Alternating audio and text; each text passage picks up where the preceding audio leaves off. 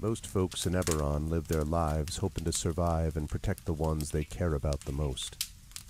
A few do that and more, trying to help those around them, even the ones they don't know.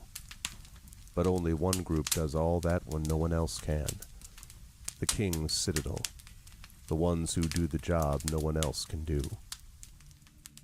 Elarion, the Shield. A star-forged Aegis whose strength lies in their shield, their armor, and their will to keep the Citadel and its mission safe. Merime, the Sword. A Kalashtar bard whose dreams have grown more troubled, the sight of her future grown more dim, but whose skill in battle, wisdom in counsel, and love for her sister and the Citadel has grown even stronger. Tantan, the Brain.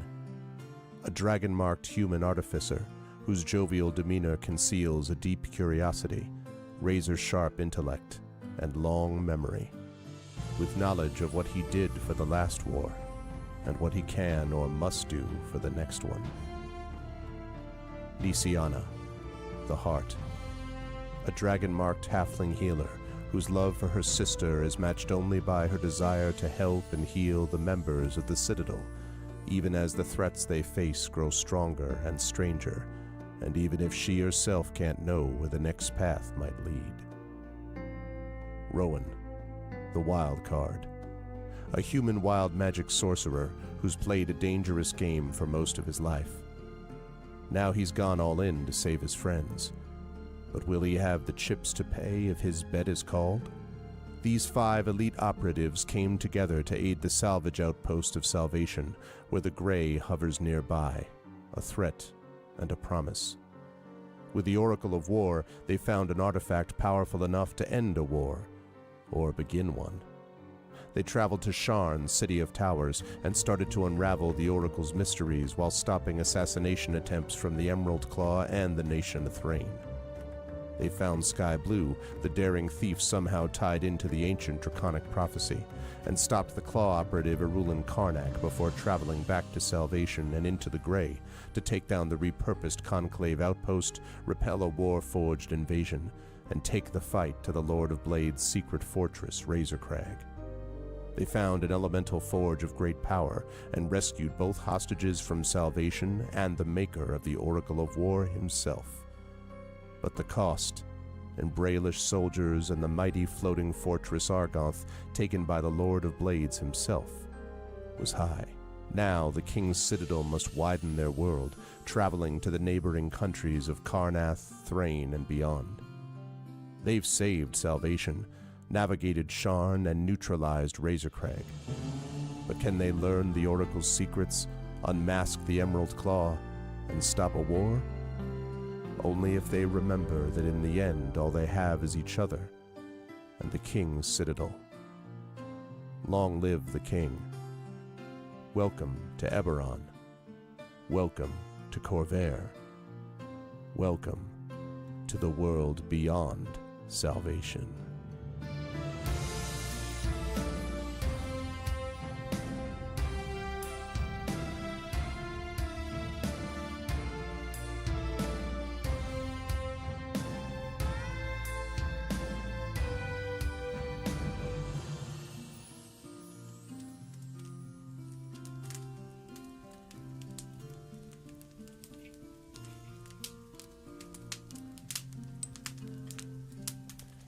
Ah, the pleasant crackling of the flames. What's going on, everyone? Welcome, Arvanauts. Welcome, everybody, to a Saturday night stream. It is April 13th, 2024, in the year of our Lord, Anno Domini, etc., etc. And oh my goodness, Triffity Mats with the 49 total months over 4 years. It's over 9,000.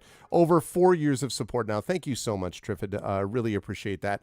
Yeah, what a good way to start the stream, actually, with this. Welcome, everybody, to a Saturday night stream. It's April 13th, 2024, and this is day 54 of D&D with INB, Eberron Oracle of War. This is my Undying Heart, Part 6.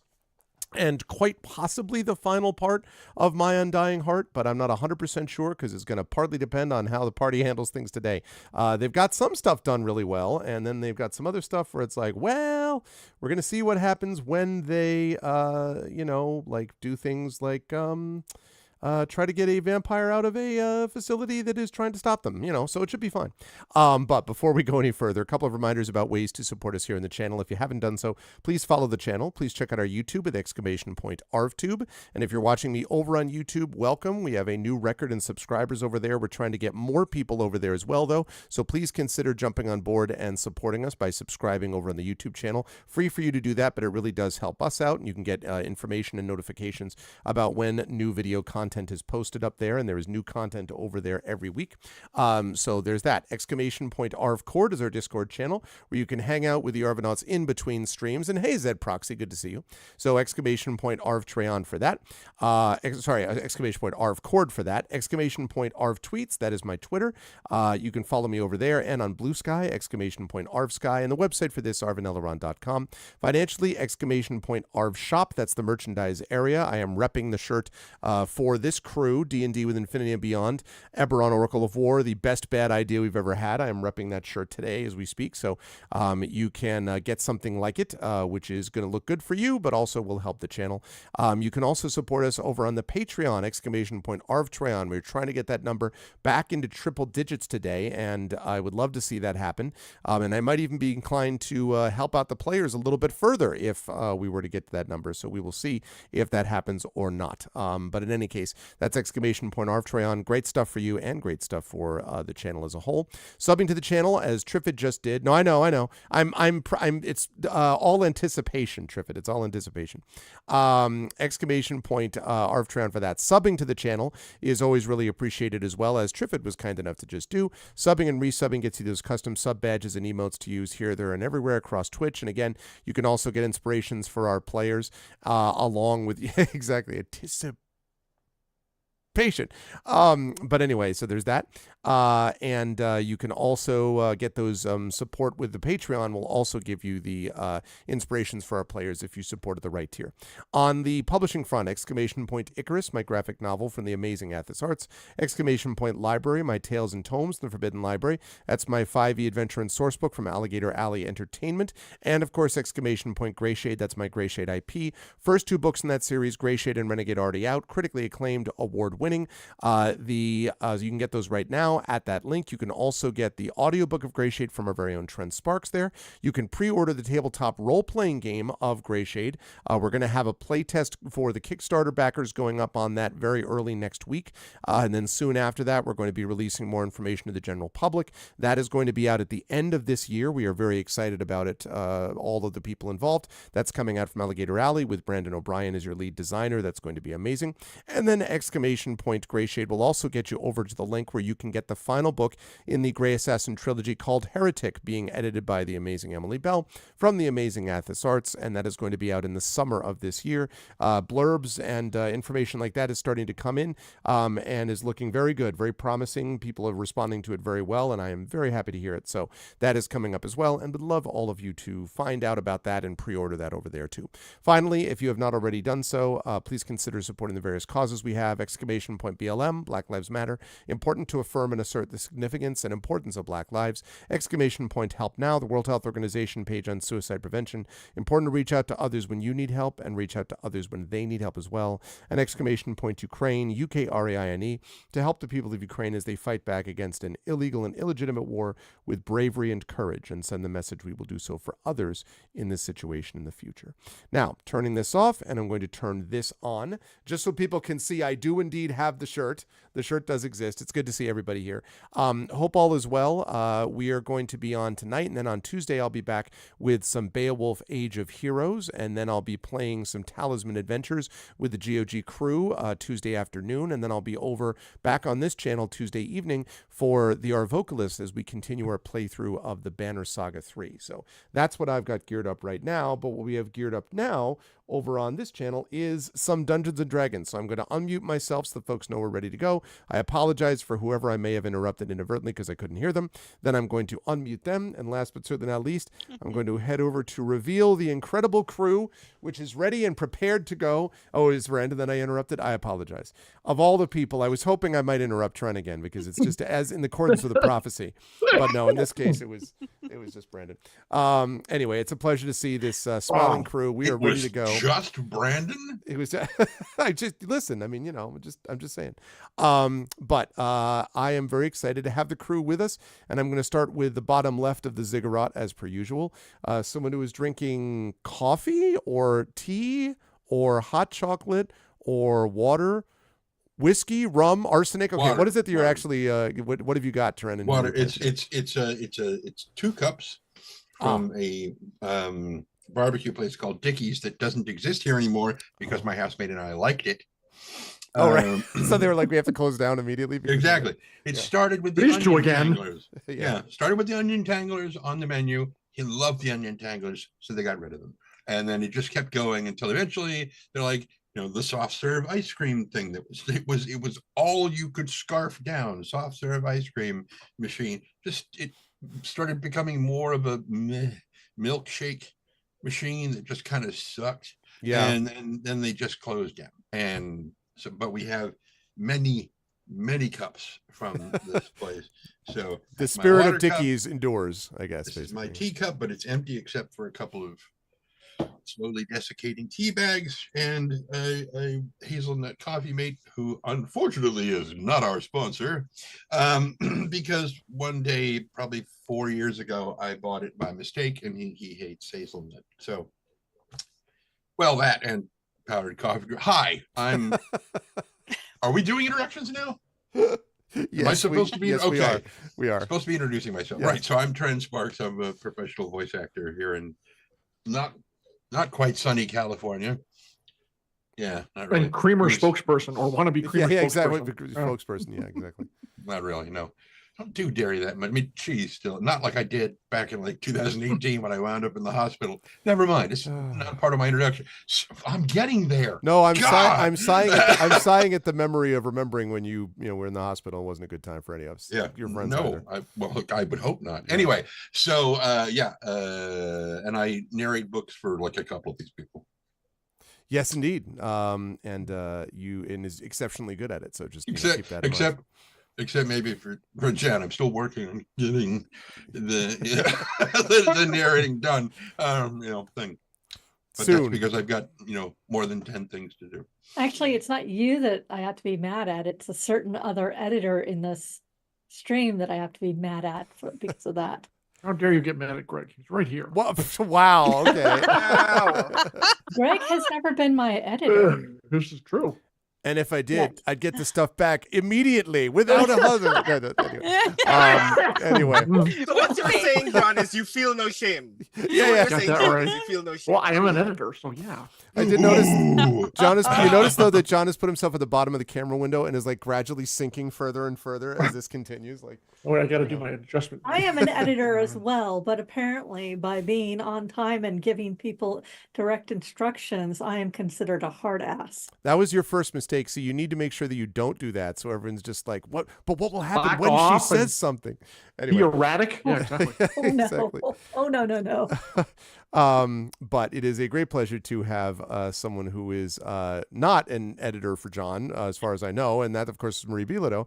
Actually, currently, for sorry, John. I thought you meant me. I kind of help with proofreading. Never mind. Let's well, talk yeah, about... that's look, I'm that, yeah. But Marie, it's good to see you. How is life in the universe with you and all that? And I was hoping you could say, as you're introducing, of course, who you're playing tonight, if you could also say, with no context, what book you and Carrie once enjoyed reading, and that led to eventual baking.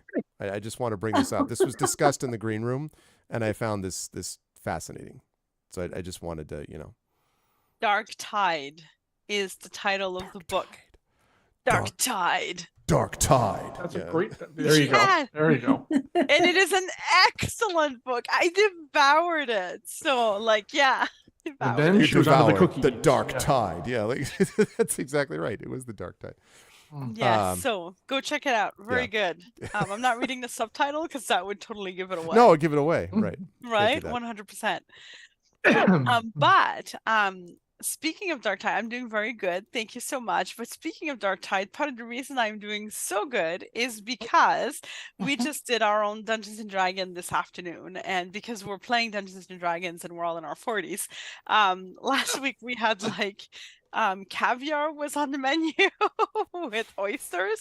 It's a long way from vanilla Oreos. La-di-da. From vanilla I know. Oreos, it's a long way. Let me tell you. It was one of our players is a neurologist, and he's also a foodie, and he likes to do these food pairings, so he prepares supper. But this week it was at our house, so Carrie made a lovely supper. I'm the DM, so I get away with doing just telling people what to do in the game. And for dessert, though, she made, and this is something I will now introduce possibly you all to, is called a pudding chômeur. It's an old recipe from the Great Depression in Quebec, specifically from Quebec, because Quebecois will not be stopped with their love for sweets. And it is basically like you cook a white cake, and underneath it like is a maple sauce. Oh. And then so you get this like beautiful cake that you dip into it, and then this warm maple sauce, and you serve it with ice cream. Pudding chômeur. It's There's very nothing good. about those last sentences I don't like. Yeah, I was gonna say. I was like, so good. There's nothing wrong. Everything about that was good. Like there's no, yeah. Mm-hmm. No, very good. So she made it for the first time with her new ramekins that we found. They're like 1970s ramekins that we got for $1. There's only 7 of them, and just like, oh, I need 8 of them. Anyway, so I need to find an extra ramekin. But yeah, so life is good. And I know we only plug mostly towards the end, but next Saturday. You can plug all. Yeah, no, please. You're sweet. You I'm going to plug but the not beginning as, too, so go ahead. But not as sweet as the dark tide. Okay, sorry, I couldn't resist. It was right there in front of me, and I had to swing it. All right, go. Yeah, please do plug whatever you want to plug. Beautiful. Okay, so next Saturday is Virtual CanCon, where we have wonderful guests of honor such as Brendan O'Brien. Oh, wow. That sounded kind of... Is that the award-winning poet and game designer, Brendan O'Brien? It is the award-winning poet and game designer, Brendan O'Brien, who will be joining us for a wonderful day online, full of fun. That is indeed their lovely book. And it is at an award-winning convention because that's what CanCon is as well. So it's just awards everywhere. Yep. It's going to be fun. I'm putting the link in the chat. It's also in Canadian dollars. So like for Americans, it's like $2. So like, she's not wrong. I am the chair of said event, just in case you're wondering why I'm going on about this and like taking all the power away from Brandon going on about it, but because I get to showcase some wonderful people. Brandon at Virtual CanCon in November. Jennifer will be coming to our live CanCon event as an in-person guest of honor. So we're just lucky. Gregory A. Wilson, you may know him. That guy. That guy has been a wonderful panelist, often at CanCon, barely ever gets into trouble. Only once did he fall down the stairs because we pushed him. Like, really nice guy. So yeah, so please join the fun. It was a diplomatic incident, I'll have you know. Okay, that's not getting into trouble. That's being pushed into trouble. That's right. That's right. That's right. It's in Canada. It's different. Don't judge the cultural differences, John. We said yeah, sorry. really, John. But sorry, we stepped over his body. Yeah, exactly. Yeah, sorry. And then we shipped him back. He's fine. Look, he's fine. Yeah. So anyways, I'm very excited for that next Saturday. Get to hang out with a bunch of cool people, cool programming, cool chats. Yes. So I'm good. Oh, and today I play Mirimi Hawksmoor. I am a bard. I will hopefully be a little bit less scattered, but who knows? I am a College of Swords bard, which is a really cool build where you get to stab things as much as you get to sing, as much as you get to cast spells. So, yes, like that. La la. Yes, so it should be a fun time. Awesome. Good stuff, Maria. And yes, everyone should support CanCon in all the ways. It is really an awesome con. And I think this is the first virtual CanCon, right? That CanCon is held, I believe. It is kind of. It is our second one. We did one during the pandemic. Well, but we didn't call it virtual CanCon. Right, yeah. Right, yeah. That's what I meant. This one, we kind of workshopped it. We're the worst at naming things, Canadians, eh?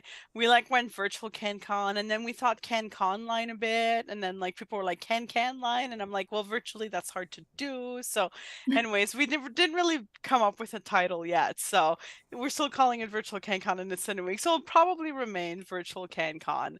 But it is our first or our second intentionally online event, and we're splitting it from our fall event because it's too much to have both at the same time. Yeah, My volunteers will kill me. They know where I live. Yes, as do most of Canada's elite authors, as we learned in the green room. Apparently, No, so, I know where they live. Okay, all right, that's different. That's different. They have That's no true. idea where she Yeah, lives. that's true. No, That's no. true. Different. Her address is separate. Anyway, it's always a pleasure to have Marie with us. It is also a pleasure to have virtual CanCon guest of honor and award-winning poet and game designer Brandon O'Brien with us. Hello, Brandon. How are you?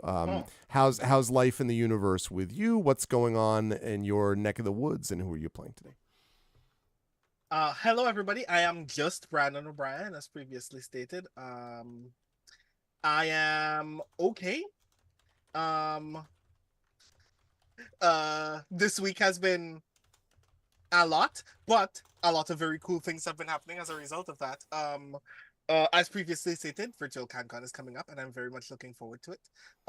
Because I'm doing a poetry panel, because of course I am, and I'm very excited for that. But also, for folks who like tabletop things, you will be pleased to note that at some point very, very soon, like if I recall correctly, after speaking to Greg, as soon as Monday or Tuesday this coming week, we will be sharing our first playtest document of Greyshade.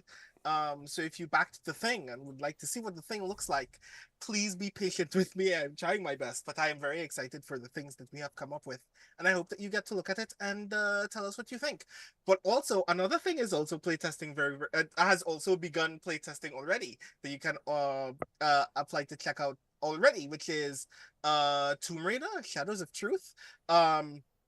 The text of which I am not involved with, but the game is very cool, and I hope that you actually check it out, because the Tomb Raider RPG actually looks really, really cool, and I hope that you support the thing. And yeah, that's... Hi, I'm Brandon O'Brien. I do things on the internet. This week has been a lot. Some of my brain cells are rubbing against each other very vigorously. But tonight I'm playing Rowan Shallow, who has no idea what happened in the room before the room that I'm presently in, and would like to be reminded, because sometimes Rowan just bonks their head and forgets that things were happening previously. Something about a vampire? I'm very confused. Indeed, we shall bring everyone up to date on vampires and lava. Oh my! But we'll talk about that in a minute. Vampires and bats and lava. Vampire and bats and lava. Oh much. my! Yeah, Yes. that's right. But always a pleasure to have Brandon with us. And can confirm the Greyshade tabletop role playtest is in the next couple of days, going up on Kickstarter for the Kickstarter backers, and then will be available more generally. And like I said, late this year is when the tabletop game is going to be officially released. It's going to be great, so definitely check that out. Thank you, Brandon. Always a pleasure. Also a pleasure to have, of course, Jennifer Brozick with us. And speaking of successful things, funding has occurred for a certain project with which you were involved, Jen. So congratulations. And just let us know, remind all the lovely people about this amazing project that just funded, please. And then tell us who you're playing as well. Okay. It's been, like Brandon, things have been a lot. Let's see. I funded, or my backers have funded my passion project of a cozy ghost story told by actual letters in the mail. I did not think we were going to fund this weekend, but then somebody suddenly stepped up and took one of the top tier packages, which I'm very excited about. I am very excited to, we're like less than $200 away from the coloring book pages, and I have one to show you. Ooh, really? Or I did, and I don't know where it is, so never mind. I will after the break. It hasn't been colored yet, so you can't show it. There's no color to it. Elizabeth Gozzetti is doing the coloring pages. That's our first stretch goal. We will make it. So every letter will have a coloring book page in it automatically. So I'm very excited, and there are so many interesting stretch goals coming up. tangible, digital, maybe more digital stories rather than the physical ones. We'll see where our stretch goals go. In the meantime, since I've seen you, I've been at NorwestCon. I went and saw the eclipse. The one time I've ever seen complete totality. I have traveled a lot in the last 2 weeks. So the brain, she's a little bit, she's looking for the brain cell right now. I think we're kind of sharing it between the 5 of us, which will make for a fascinating game. And in the meantime, I'm playing Nisiana Di Jurasco, the halfling healer from the House of Healing. I remembered to look up and see how many spells I have left. I'm about half down, but I put it into the chat thing of what I have left. But I still, unfortunately, we are in the heart of darkness, and I have a giant aura going off right now. So, yeah, we're subtle. Yeah. I just want to say idly, I'm very excited to see what this game looks like now, because usually Nisiana has the extra brain cell because Rowan doesn't have one. So both of us lacking a brain cell is going to be very fun tonight. I feel like, you know how you have 2 cats, one will take over the world and one is a beautiful idiot? I am totally on the beautiful idiot side right now. I mean, I am just like, I turned in the novel again after the fact check. I'm working on 2 short stories. You know, I got things going on. But if it's not written down right now, I don't know what's going on. It should be fine. I don't think any of you are in any terrible, difficult situation that will require all of your thinking and planning skills. I think it'll be Clip that. It'll be fine. Somebody clip that. That's how you know we're gonna die. It's a We're pleasure. fine. We're all fine here. We're all fine here. How are you? It's always a pleasure to have Jen with us, and it is also, of course, a pleasure to have John Helfers with us, who is apparently the person to whom everyone is just like, "Can we blame John? Can we blame John?" I don't have anything in particular to blame John for at the moment, so I'll just say hello, John. How are you? How's life in the universe? And yeah, who are you playing tonight? And is there anyone in particular that you wish to apologize to or clap back at for attempting to throw you under the bus during the last introductions? one, no, it's all good. They all work for me, and so do you in some capacity. So sooner or later, they'll all come crawling back. Oh, wow. Crawling back. Okay, I kept back all my thing about kicking you in the shins. Everybody who saw that on Gen Con, there's a secret backer level on kicking John in the shins. Oh my God. Brandon, I would like to update my numbers. I have less than 8 things. Noted. And then for those of you who want to see just what a quote hard ass I am, should go read Jen's her interview on Sarna about writing for BattleTech. Right? Apparently told her to suck it up and just write something, which I thought was literally hilarious. did use those words because we were fighting about numbers of points of view, and it was a thing. And he finally just said, "It won't work without 4 points of view.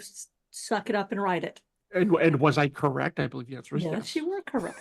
But you didn't have to say it like that. Yeah, I mean, actually, he kind of did it. I was very petulant. I had 3 and then 3 and then I. Jen had a very strong point of view, unfortunately, and I say this in the editorial writers relationship. Unfortunately, in this case, she needed 4 strong points of view. Yeah, it was not the correct viewpoint. No, it's true. Yeah, I just didn't want to do it. I hadn't.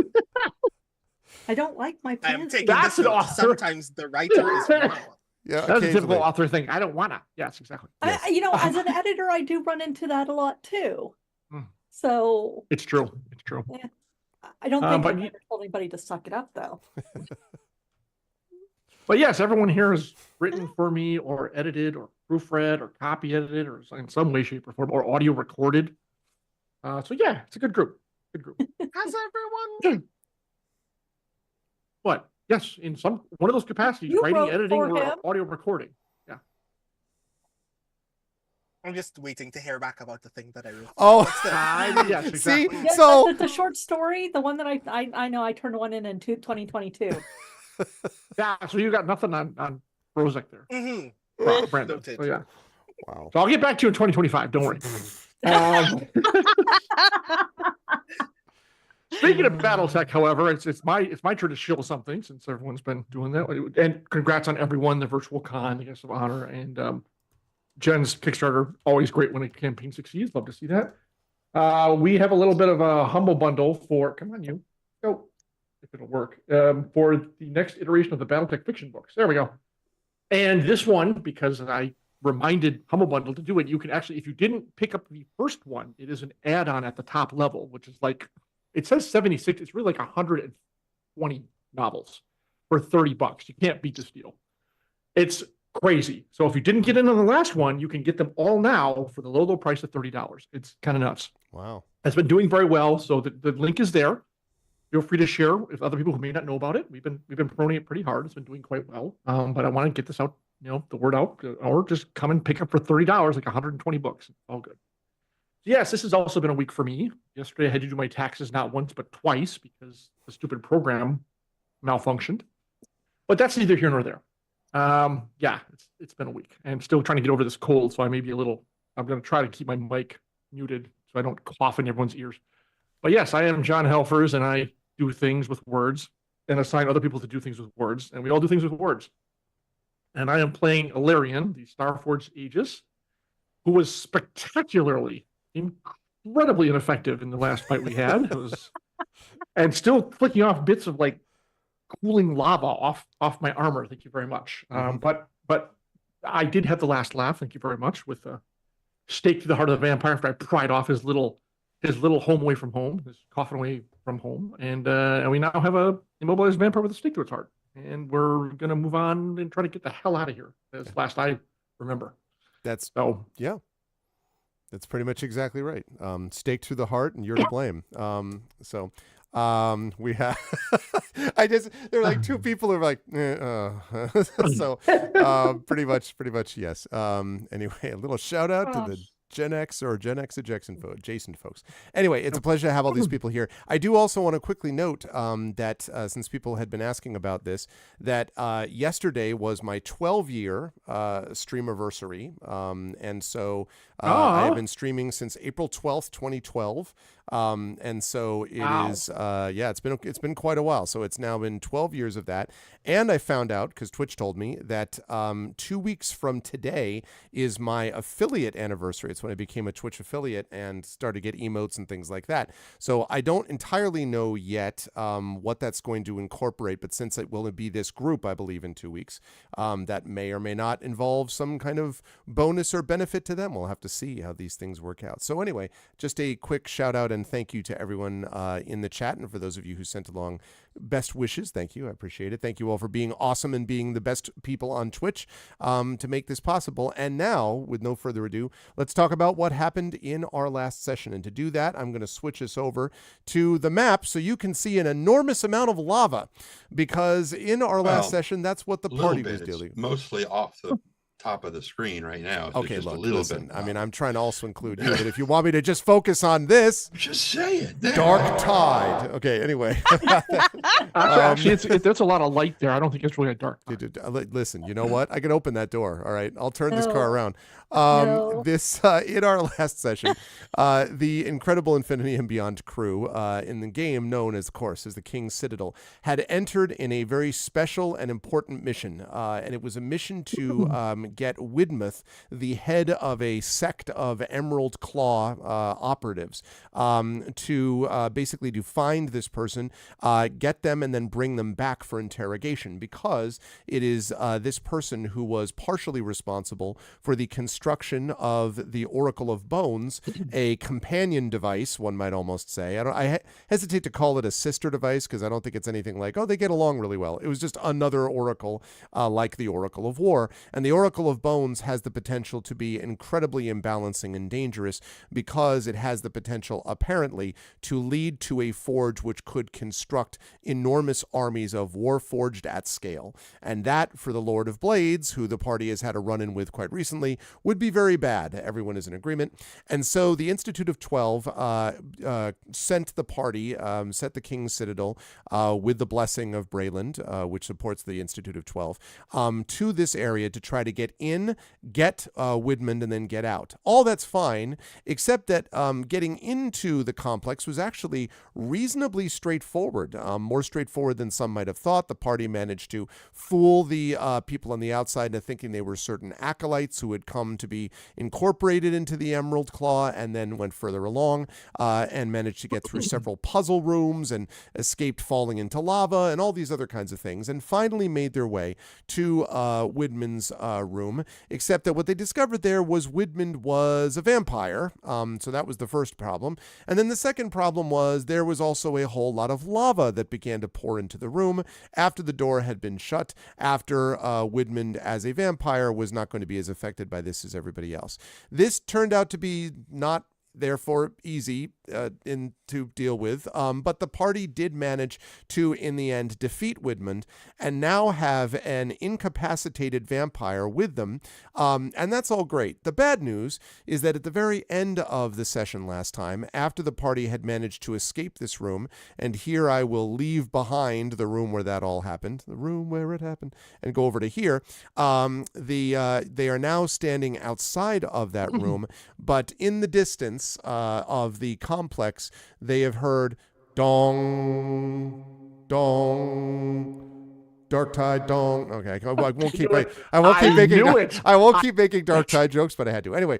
So that has been ringing. It is clearly an alarm in the complex, which means the complex is alerted that something is seriously wrong. So now the King's Citadel needs to get out of the complex that they've just gotten into with Widmund intact. Should be no problem for the King's Citadel that do the jobs no one else can do. So with that, I'm going to hand things over to the party just with this reminder that although I am not going to continue to play this bell, there is in fact a bell that is donging right now as we speak. The bell that never ask for whom the bell tolls, it may be tolling for thee. The bell is going, so this alarm bell is continuing as you stand in the room. Also, I should just double check quickly. Merime, I have you at full health with no hero points. I have Rowan also at full health with 1 hero point. Does that sound right? Yes. Okay, Nisiana, I have you now at 85 out of 85. Now that's lower than normal because of being bitten by the vampire multiple times because he's a jerk. But you're at 85 out of 85 at the moment with a hero point. Does that sound right?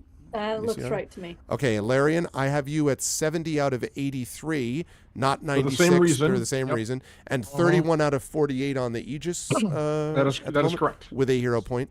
And then Tantan, I have you at full health with a hero point.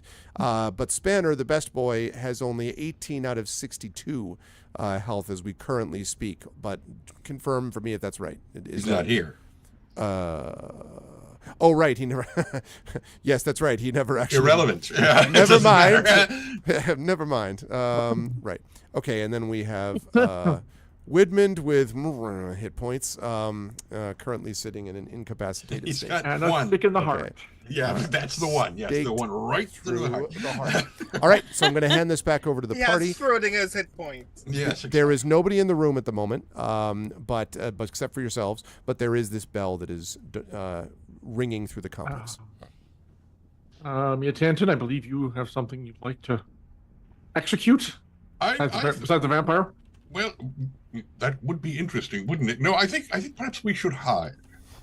And he pulls out a short length of rope and tosses it into the air, where it and a big hole opens up at the top of the rope. Like, everyone climb, go, go, go.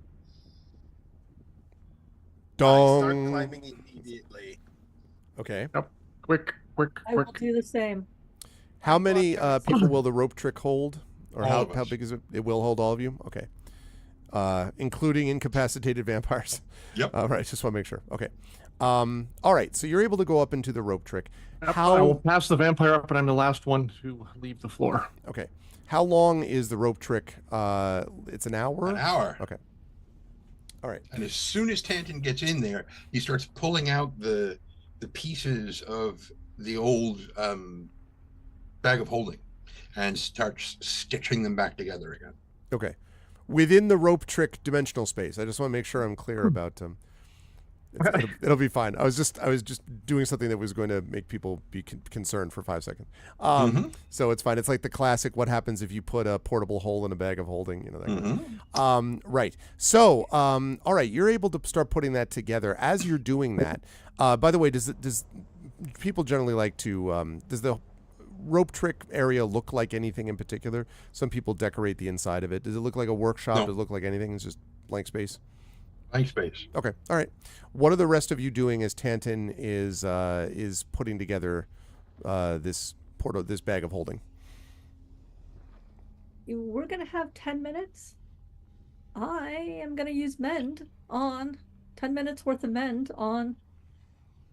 No, hour. Hour. We have an hour.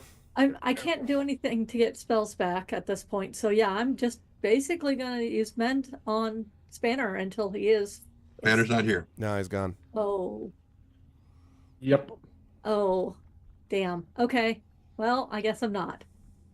Since I really didn't say what character I'm playing during the intros a little bit ago, Spanner, for those of you who don't know, is the steel defender that usually goes along with my character. He's kind of a Doberman-y looking robot dog. But he is currently kind of submerged in magma right now. Magma. All right, Magma. Magma. So not appearing in this room. Well, I know several of us got dumped into lava. Beyond, and I healed everybody. Does anybody need anything mended? Because that is a cantrip I can do. I think I'm good. Thank you. I'm good, thank you. Okay, then I think I'm just gonna rest. I mean, I healed everything, and I'm gonna be quiet. I know we can see out, right? Correct. Yeah, but nobody can see us. Correct. Okay. I'm paying close attention to what's happening below, and I'm starting to rehearse some of my musicals because I'm like, if I meet that chef again, I gotta like win him over and like. Yep. So I'm rehearsing musicals. This also gives time for your beacon to stop. So. Yeah, for Nisiana's beacon of. And Yeah. yep. None of you need to get hurt again. We I can. still- Go ahead. I still have that skull in the bag thing. So we have that. Mm-hmm. The crystal skull, right? Yeah, that was the thing I did. I went and snuck and grabbed it and then had to save my sister and then got grappled by a vampire for like an entire session. Which was fun. Yeah, good times. The opposite of fun. We can burn hit dice, correct? You can burn hit dice, yeah. At least if that's what you're focusing your attention on doing this during this time. It is. Tanton would not be able to do that. I wouldn't do it anyway, but because Right. but like can't because focused on this other thing. But yes, if But that's what you're doing. And We'll so spend yes, two of them. okay, Arv, yes. just a quick question, and I don't know if you allow this, but can Mirimi kind of gently look around for her mind for anyone who's like, I'm thinking of Nisiana's housemate who's trapped here. Leo. Yeah, like, is there any way for me to just kind of gently flit about for anyone who's got that fear of being caught of. I see Well, Tren's face. Is there a is there a Kalashtar, like, because I heard a lot of things that sound cool, but I don't know if mechanically they connect to anything. The flit Yeah, around part. No, I think mechanically it would be hard to like, I'd have to connect with a mine within 100 feet of me now. 110 feet. Also, I'm not 100% sure if that also works whilst in the dimensional space created by Rope Trick. That is fair. So I will then just look around. keep unless an you eye want to below- stick your head through and just like leave it there. Exactly right. Some people just come in and like, what the This hell? is mind head. me! Yeah. Don't mind head me! Yeah. sticking upside down out of the air. Tom Stewart killed me. Listen, I took the kids to see Cirque du Soleil earlier today, so I'm all about weird nonsense just happening. okay. You know, it's like it all fits. Nice. But no, I'm afraid that is not going to work in that context. I think. No, given that's those fair. I'm totally circumstances. just gonna look around and do musicals. It's all good. Okay. Are you? Oh, you don't have to use one of those either. So, Rowan, what about you? Do you have any? And Ilarion, for that matter. Well, Ilarian's using the hit die. So, Rowan, what about you? Are you doing anything whilst this time is elapsing? 1 hour is not a long rest, so I cannot regain spell slots or sorcery points. That is true. So there isn't a lot that I can do. I guess I'm just I will take this moment kind of idly to just field strip my pistol, which really does just like look like taking my hand off, taking my entire arm off and inspecting it. Okay. Yes. Definitely has some grime, some dust, and some flakes of ash or something that may have gotten in there of late, but otherwise seems in reasonably good working order. Also, John, Ilarion is at 82 now. If I read that correctly, you rolled. You are correct, which means my armor's at 41. 41. Great. Okay. Yep. So there you go. Not quite full, thanks to a certain vampire, but how many hit dice do you have left, by the way? I don't really. 9. Subtract. 9. Okay. I have 9. Oh, my 11. Totally fine. Okay. Right. Exactly. Okay. So, is anyone, while you're doing all this, by the way, everyone is just staying up in their space? Is anyone like looking down out of the space where they can look? Oh, yeah. So? Yeah. It's a 3x5 window, by the way, so multiple people can look out. Right. But just be conscious that you're actually doing that. Okay. Yep. Well, I'm Best very show curious in to see town. who comes in exactly. Okay. Well, so after about maybe 10 minutes or so of you all being in this extra dimensional space, as you're looking through the area, you can see things entering the room. And specifically, you begin to see, there's one group and another. Oh. So you see a number of these, and you've seen things like this before in this complex, skeletal warriors that come in, and they are accompanied by, if I can find the place where I put this, all right, bear with me for 1 second while I find the person that is coming with them. They're not coming on their own. That's here. Oh, they couldn't be more than welcome in the empty room. Yeah, I have no doubt. Okay. I mean, just saying.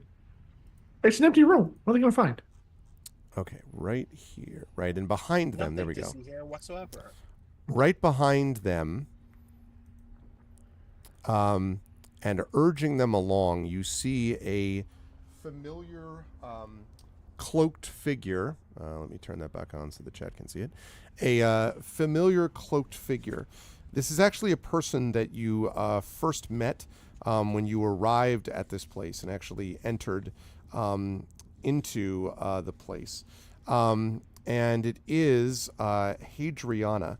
And Hadriana, you may remember, is the person who had said, who was kind of like, welcome to this place. Who are you? And you managed to convince her that you were acolytes who wished to become, part of the Emerald Claw, and you were big fans and, wanted to hashtag them on social media, etc.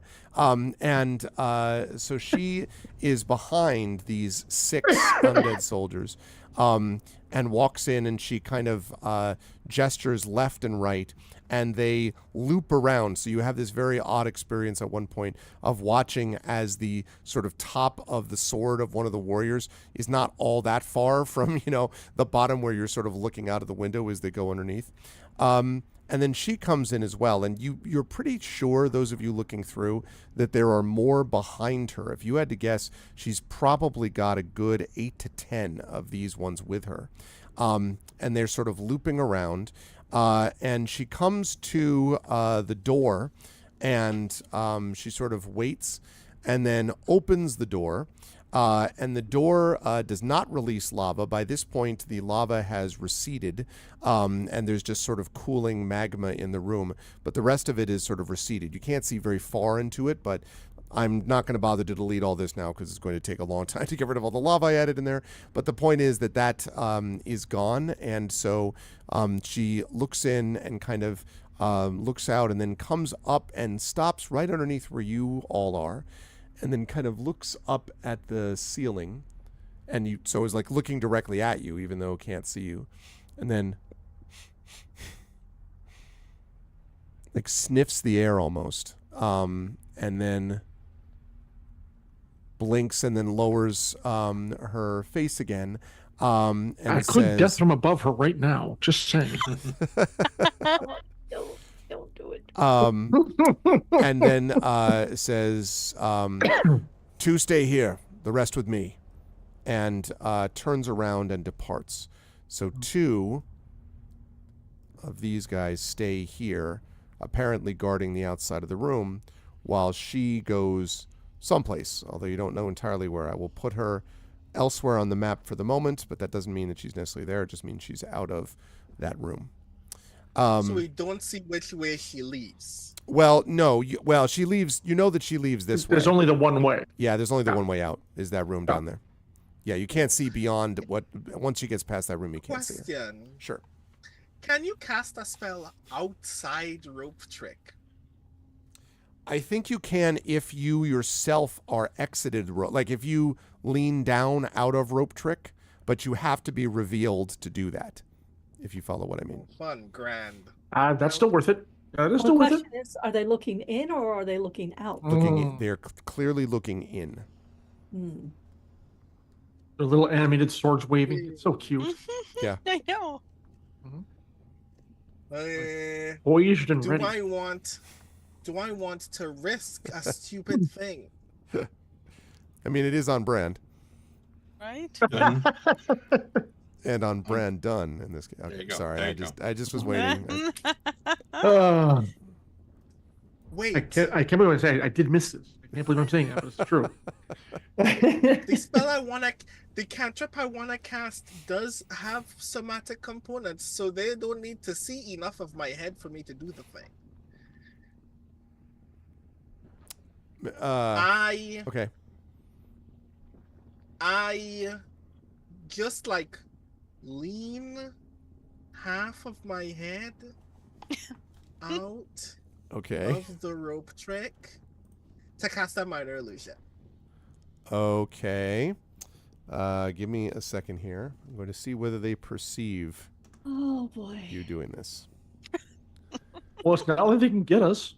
I mean, I suppose they could sound the alarm, so to speak, but you know. The alarm, which is still ringing, by the way. Oh, that doesn't stop you. Wow, I thought Julie got annoyed and said, turn that thing off.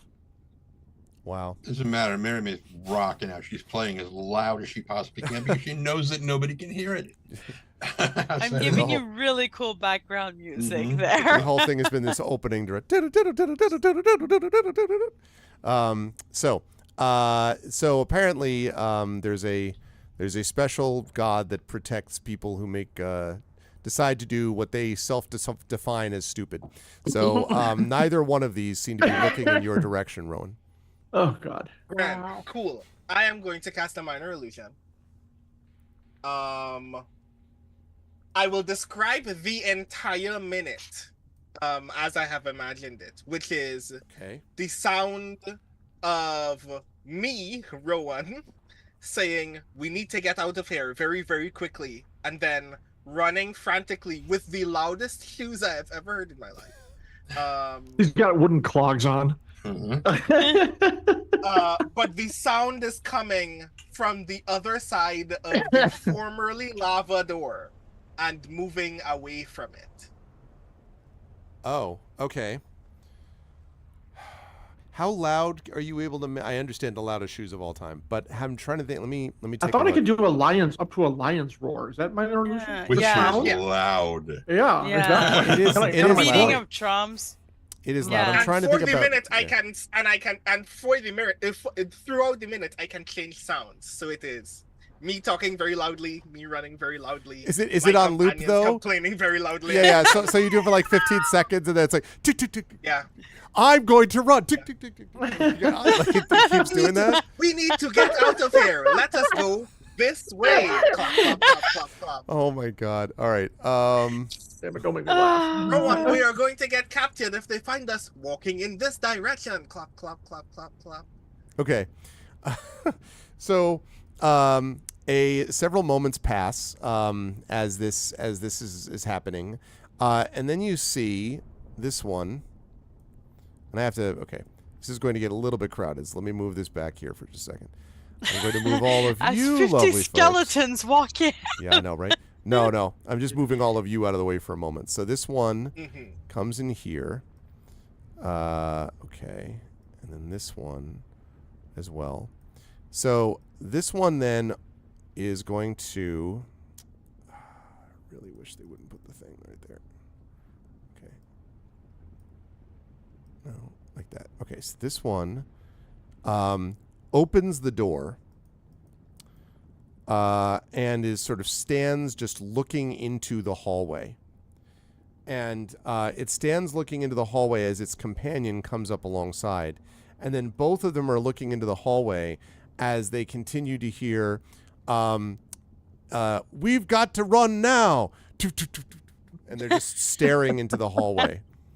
You sound like a bad 1980s dub. I love it. Or it's like, Shaggy, you and Scooby go that way. I'll take the girls and go this way. Yeah. Right, exactly. Zed Proxy, the sound of a Scooby gang running down an endless corridor loop. Yeah, exactly. That's right. Right. Eventually, with a yoiks, the illusion fades. But they don't move while this is happening. So, Rowan, you could at some point, I mean, you could, as you said, you can change the sound or whatever. They're just staring down the hallway right now.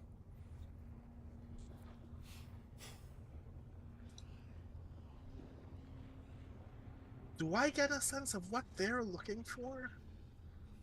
They might be looking, like actively just trying to see where we are. They might just be looking for where the sound is coming from, and then what if they can see anything making the sound. And they don't seem to be seeing anything. They hear the sound, so they're just sort of staring down the corridor. Interesting that they have the ability to open the door. Also very interesting, yes. Mm-hmm. We can't lock them in there because they can probably just open it from the other side. Get them in there, and then span and push the button, and then slam the door down. Wait a minute, is the button visible from the door? No. The button was on the dais, like underneath the coffin. Back side of the coffin. Back side of the coffin, yeah.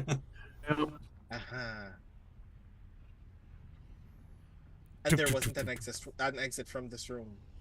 There isn't an actual exit in this room. I mean, not that we could see, unless you want to try to swim through where the magma came from, which I don't think we want to do.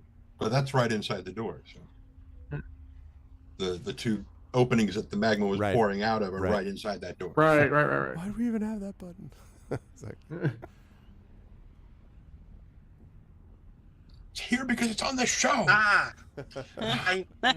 This is probably still not going to help. I'm going to close the minute with quick through this secret passageway, through this wall, and then the sound of a cavern opening. The sound of a cavern opening. Well, a piece of the wall, scrape, kind of the stone on stone. Yeah, there you go. Yep. All right.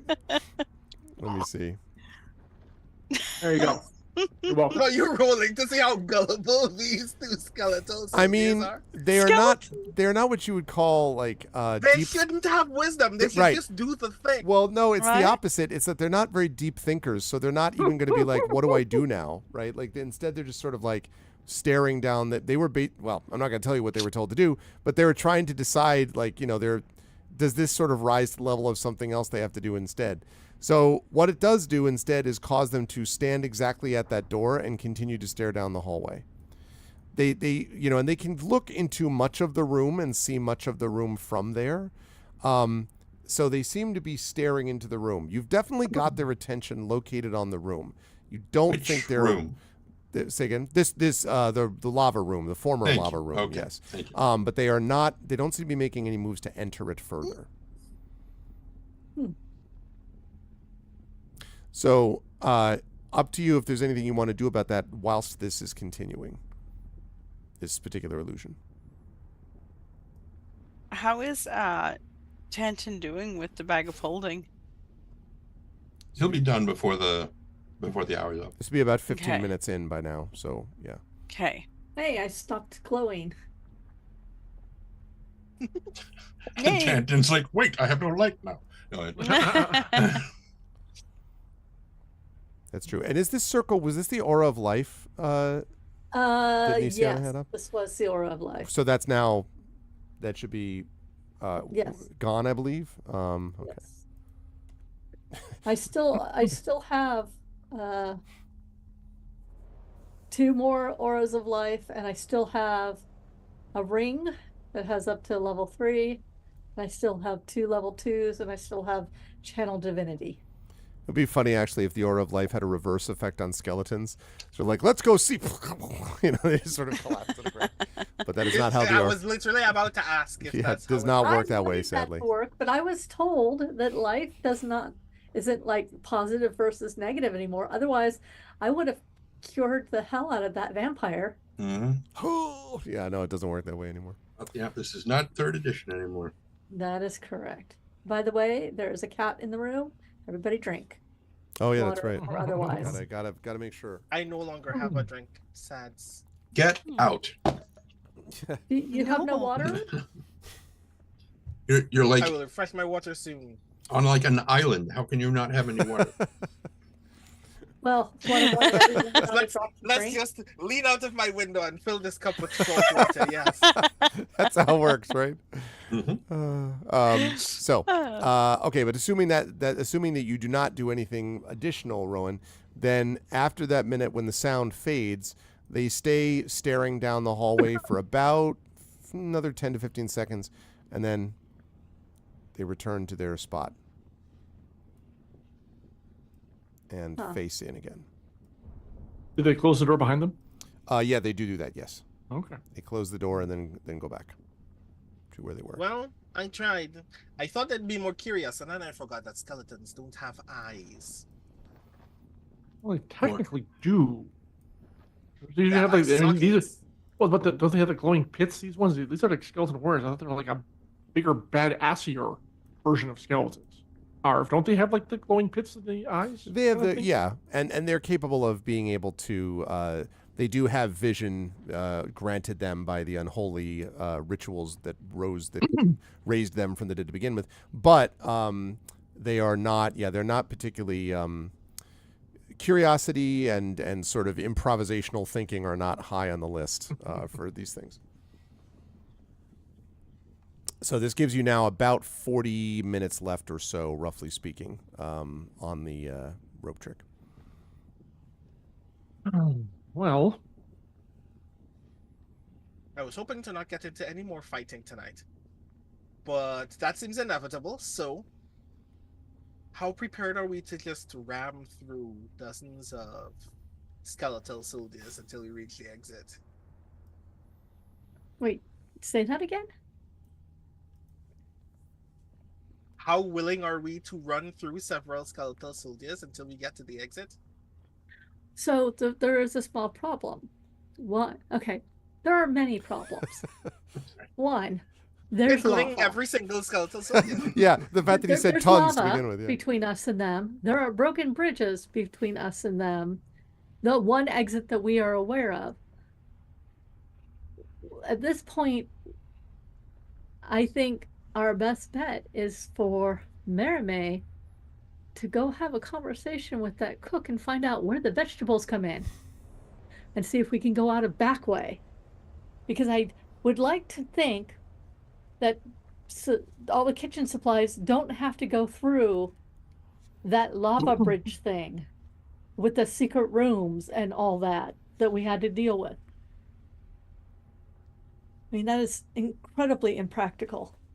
And if there's, it would slow things down enough that those in charge would be annoyed at the servants. And you know that that's not going to be allowed. And all the spinach would wilt. Well, okay, there's that. But that's not what I was thinking about. But there's got to be some sort of servant or efficient way around here that is not for the adherents or the acolytes. It's for the servants and for the people who need to just sort of magically appear places. I could cast invisibility on myself and Promptly drop it as soon as you have a conversation with him. yes, but that's okay because by then I would be with him and not with the skeleton warriors. Unless, of course, Rowan wants to distract them again and at least pull them away towards the vampire door.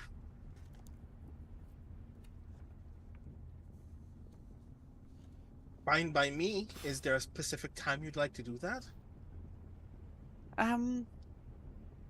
It'd probably be best to do that now rather than in 30 minutes. Yeah, and can I, Tanton, will I be able to contact you telepathically?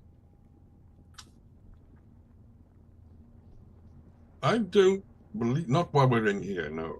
Okay. Well, as soon as it's over, I'll ping you. I don't like this very much, but I haven't liked anything yet. It'll be good. I have the mask. I can use the crazy blood mask, and I have musical. The music is on my side. I'm not concerned. Cool. It's It's not true. you we're concerned about, but also yes. I think, unless anybody can come up with a better plan, seeing if you can turn that chef to our side, our favor, or our benefit. That's it. I don't know. Let's try it. I mean, we'll have to find a way there, and Tanton can rebuild a bag of holding in the meantime, and then we can hopefully scoot out of here easily. And if I know, let's set our watches together, Tanton, so I know exactly when this is ending. So with the hourglass, you know. Maybe a distraction will be in order, and we'll And be suddenly, Hudson Hawk. It's the ballad of something else going on. The ballad of 99 bottles of beer. Whatever. Oh my God, it's just such a silly thing. Okay. I love that movie, by the way. It's a great film. It is the perfect example of what every character wants. And all Hudson Hawk wants is a cappuccino. Cappuccino, yeah. That's it. That's all he wants. All right, go into danger. I guess I'm leaning out of the rope trick again. Well, if she's going to be invisible, I'll keep my spell if I can, if Rowan Okay. can get, and then I can get there, and I only have few spell slots left. yeah, okay. so, I'd rather. Yeah, you're right. like very few. So you're casting invisibility and getting out of the rope trick, but what's Rowan's quality? No, No, Rowan's going I'm to. casting minor illusion again, and Mermaid not casting invisibility. Oh. And I'm gonna try to just sneak out and pass them like stealthily With the minor illusion, you mean? Okay. with him distracting, leading them back to the room again with Okay. another. Okay. Hey, I found the exit. So now, and I'm not in any way discouraging this, I'm just making sure you were clear. Minor illusion, because it is minor, is not the equivalent of an invisibility, meaning No. I have great Two admiration different for you. spells. Yeah, no, I'm just saying, like, I have great admiration for Marame's stealth abilities. I just want to make sure that we're clear that that you're clear it's going to be, Yeah. you know, it's. I mean, it's- I can always use invisibility, like use a minor illusion, and I can invisibility to the chef, and then drop the invisibility to talk to him. And because if I get attacked right out of the thing, I'm kind of SOL. So I've got enough to cast it 3 times. And then I have my level 6 spell slot is still there. So. Well, as my So- understanding was that Rowan was going to distract the skeletons again, so they would look away. Mermaid would sneak Mhm. out, Okay. not invisible. I'm getting kind of this vibe in my heart that I don't know what's in the room past the skeletons. I know. So maybe you should just go invisible. Maybe Yeah, the invisibility. invisibility is still useful. Yes. Let's do it just in case. And what if the chef isn't there because they're like at, DEFCON 3 or 1 or 0 or whatever, and then he has to go hide in, like, I don't know, his oven or something as per rules. So I'll need time to find him. What happened in Hansel and Gretel? They declared a DEFCON 1. And she Yeah, went it's and hid in the exactly oven. right. Yeah. Right? You DEFCON have a 1, nice- children! DEFCON 1! Into the oven with you! No. That was a dark the time. less number in DEF CON, the worse things are. So DEF CON 10 is everything's fine. No, DEF CON 1 Yeah. is everything Would be is the worst. really, really bad. Which is why you go in the oven, because it's DEFCON 1. Yeah, like, I mean, what... and Marie, did you just say Dark Tide in the process of that? Yes, I did. Thank you Good. for Well noticing. done. I just want to make That sure. was for you. That wasn't me. I didn't do it. I Remember missed this me in my conversation. hours. What are we talking about? Sorry. Remember Are we talking this about in the my molasses hours. flood? Oh, man, you gave it away. It was just a dark tide. It could have been Dark anything. tide. Remember that dark tide grip, that dark tide moment in my stupid hours. Remember it, Gregory Wilson. I will. Thank you. Oh Lord. All right, are we ready to do this party? Because I totally am if you are, Rowan. Yes. I lean back out of the rope trick. Cast minor illusion. That cavern was a dead end. Let's go down this hole instead. Okay, Clop, Where- clop, clop. where is that Very coming from? Is that coming from the same place? Down a hole. Still coming from the lava room. Oh my goodness! All right, all right. I'm gonna move you over here just in case. We're gonna see whether they're. I guess invisibility, but I'm very amused. This is like that part of Toonstruck where you have to distract the alligator guards. Yeah. And And keep moving them back and forth. And back. pretty much. You should see the rolls I'm getting, which is very funny insofar as it's very appropriate that they don't know what the hell's going on. So they again walk back over. Once again, they open the door and once again stare down the hallway. I want you to imagine, chat, this is very much the way that lots of cats behave, is that they'll go something, and if they see a shadow or hear something, they will stare with the stare of death until they're 100% convinced that nothing has ever been down that place in the last 5 years or whatever. So that's basically what the skeletons are doing.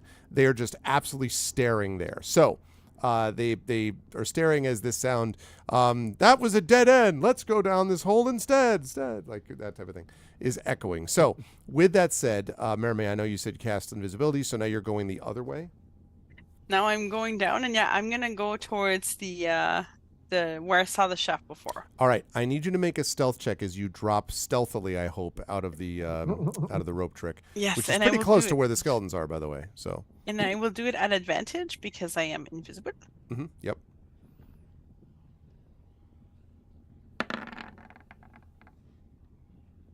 Oh. All right. Well, you could have a 21 or a Okay. 21. I recommend taking the 21. That's I'll a take the bold 21 statement. then. All right, 21. Okay, so let me move you over here.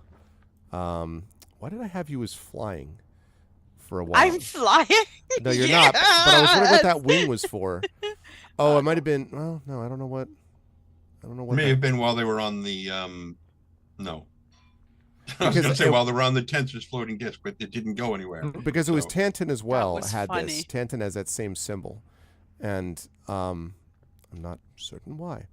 Not that it matters because you don't have it now. But you are now invisible. All right, so Is that invisible? I look like I'm sleeping. Just have your eyes closed. That's all. yeah, I mean, Nobody can see me. I thought it Nobody was- can see me. all right. Here you go. How about this one? Is that better? Ninja, yeah. Yeah, ninja. There that's we go. good. Now Thank ninja. you. All right, there we go. Perfect.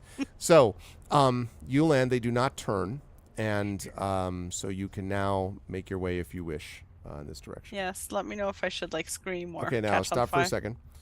When you get there, you notice that there are now two more guards that are here, staring again inward towards the room. And you can also see, just give me 1 second, there we go. You can also see that your chef friend, whose name, by the way, was Cliff, is Cliff. at the end of the table here and is currently sitting at the table and is more or less just looks kind of just miserable. You can see that obviously the places are all empty, but the plates have what look like food on each of them.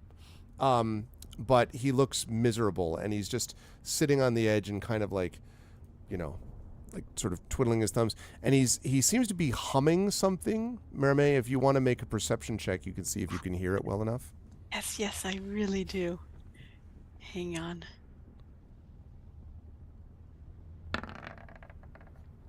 15. You hear him humming / singing something like, waving through a window, I try to speak, but nobody can hear. Wait around for an answer to appear, so I'm tapping on the... Sounds like might have been from one of the great shows in Waterdeep. Might have been Dear Bevan Banson or something like that. You can't quite tell. Now, Greg, I think you'll agree that I've been invisible fairly frequently. Yes, unquestionably, it's a common state for you. Yes. Not to be a trope. really your meme at this point. Like, oh, Mara meme, the invisible. It's because, and I want to talk to you about this, but I don't feel seen. Okay. Okay. Listen, if you want to sing that song from Dear Evan Hansen, which is the best part of that musical. No, I just want to be clear that when I use my telepathy, it in fact does not break my invisibility. Based on precedence, that's correct. Based on precedence. Thank you. Jennifer Brozak has my back. I got the brain cell. Holy crap. Well, so there it goes. So here's the thing. It has returned. Here's the thing. Like, I totally agree that it would not break it between you and those who are willingly receiving the telepathy, which is your party, etc. I'm trying to decide if it would. No, I think you can probably, because you can actually even speak into the air and not, break invisibility. So I actually think, yes, I think you could probably use telepathy. Now, you have no idea how Cliff, who's currently humming something from a musical, is going to react when all of a sudden this voice is like, "Ha, how are you?" But you can certainly give that a try if you wish. I don't think it would break invisibility as such.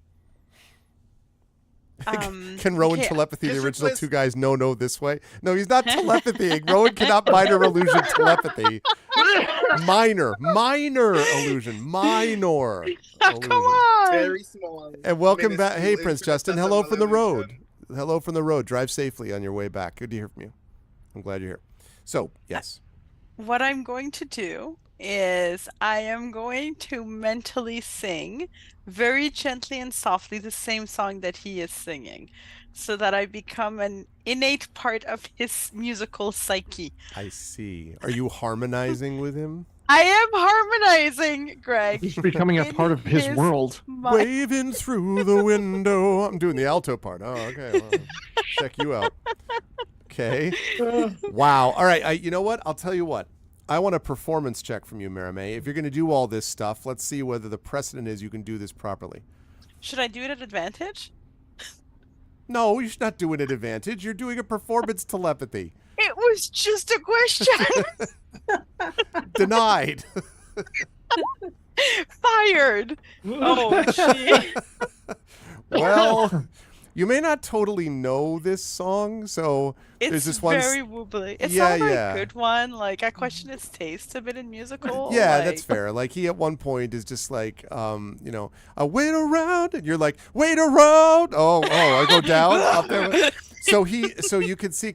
So Cliff is like, okay. In my defense, I have the right song. He's the one who's got it wrong. Okay, I'm singing. He's the one who's always singing "We're Gonna Jam at the Lighthouse."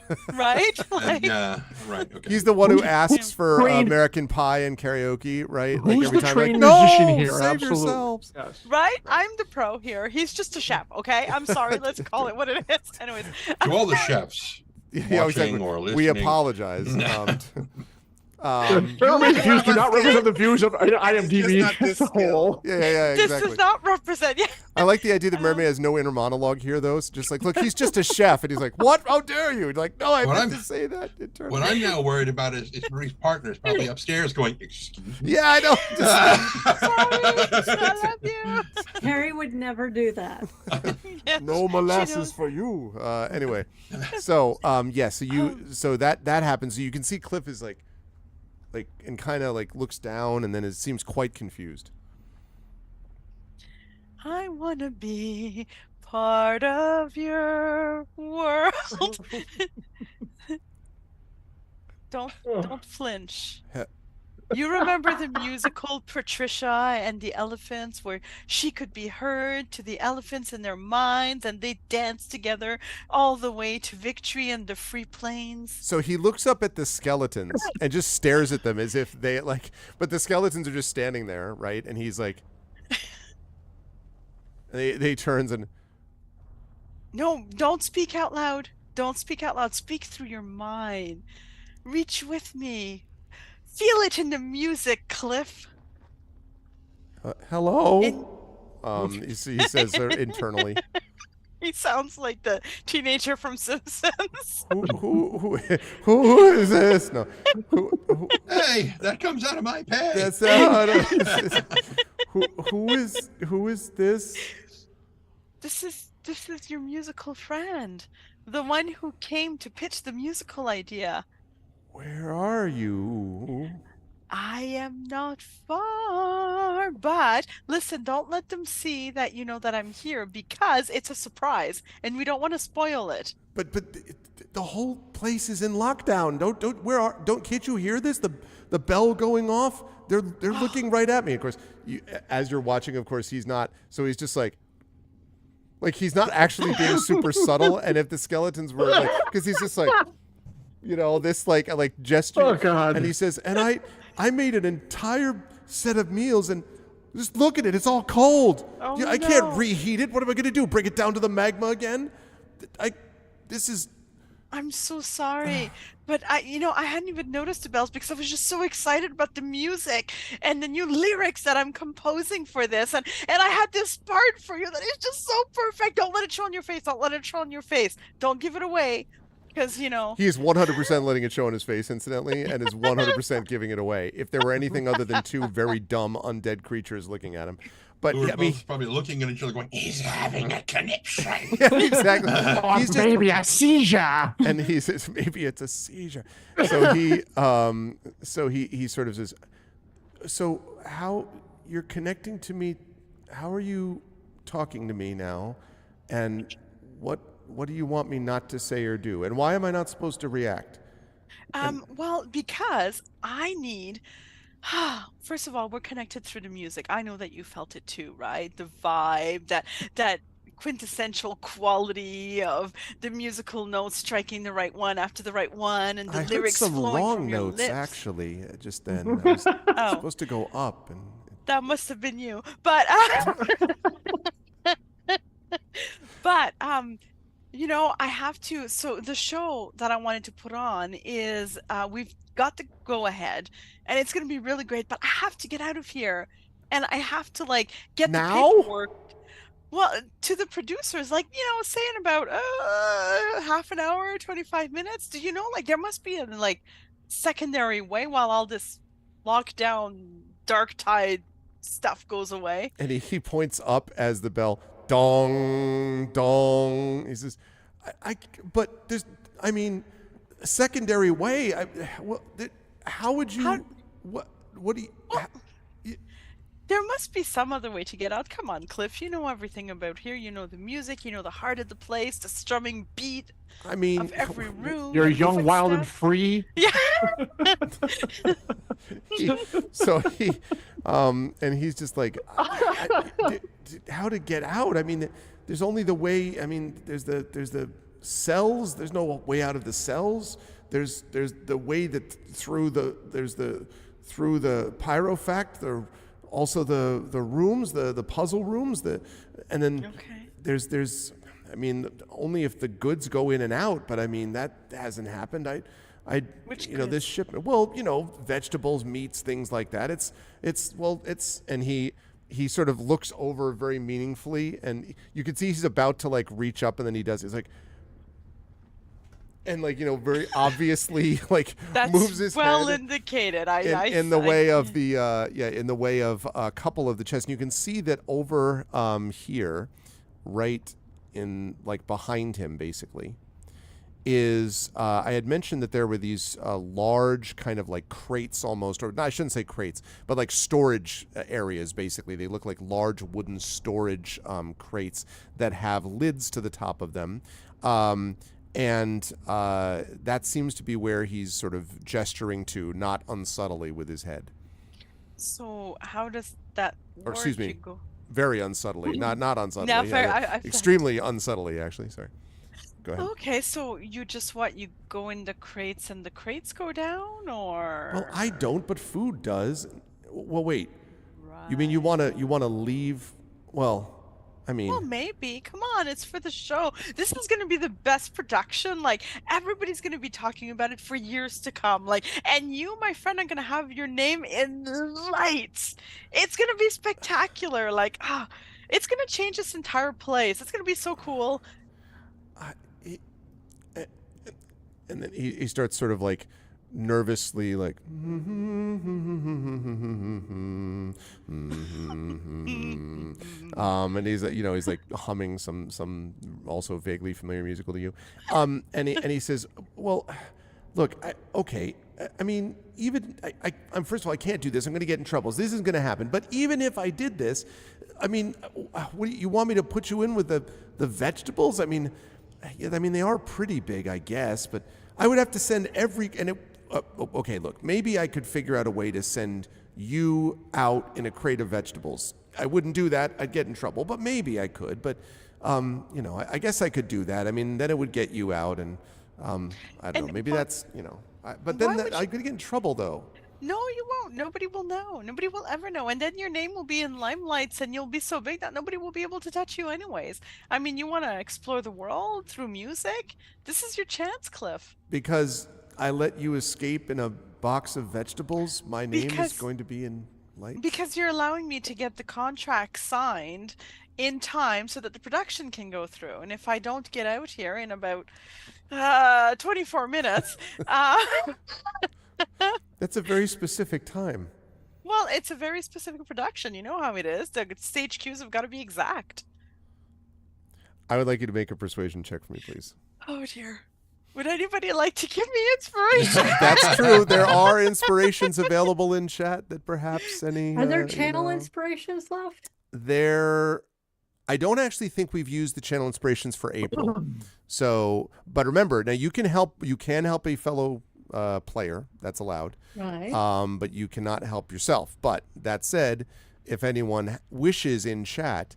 Oh, Echo Alpha has done it. All right. Hey, Echo Alpha. Okay. Well, so I'm assuming that Echo Alpha wants to use that inspiration, but correct me if I'm wrong, Echo. Also good to see you. I'm assuming that you want to use this on Marimay's persuasion attempt to persuade Cliff to put her in a box of vegetables. Okay.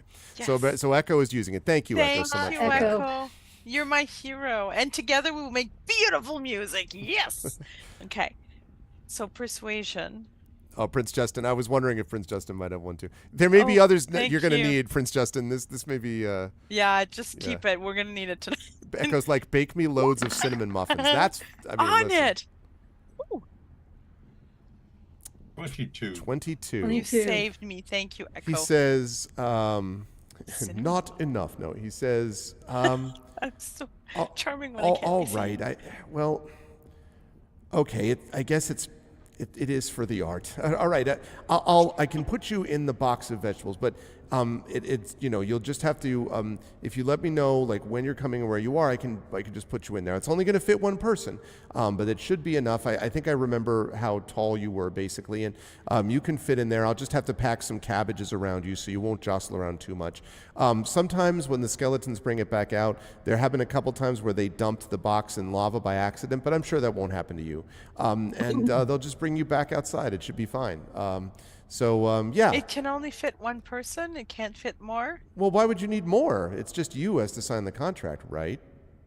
Well, I did bring around, I mean, I am apparently, I am a performer in a musical, so I do have my secretary with me. And I also have my personal masseuse and my guard and my jester. What are you talking about? How did you get all these people in? Because I'm a professional. This is what I do. The show must go on. But I only saw you. Well, of course they were on syndicated break.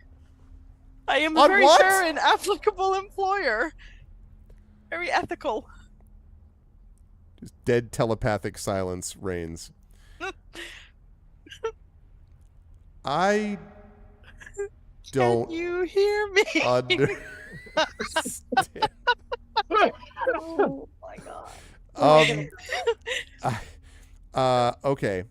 I am going to ask you to make another persuasion check. This is going to be at disadvantage unless chat wishes to compensate with an inspiration. So as I said, I had a suspicion there was another one that was going to be on the way. So, Can you hear my hello? Would anybody like to Martha, inspire? can you hear me? I can redeem one, but I was checking to see if Prince Justin was gonna. Is that even inspirable? It's It is inspirable enough to compensate for disadvantage. Prince Justin's done it. Thank you, Prince Justin. Okay. It's inspirable and it's inspired, might I add. Like, just call it Well, what you're certainly it is. tap dancing, Yes. that's for sure. So now you were doing this at a regular persuasion check, but this is not inspiration. So this is, All right. Thank you, Prince Justin. Together we shall go to battle. Click on persuasion. Click on persuasion. Yes. Thank you. Wow. Wow. Thank you. The 24. And he says, all right. Well, how many other people then? Well, I did list my masseuse, so that's one.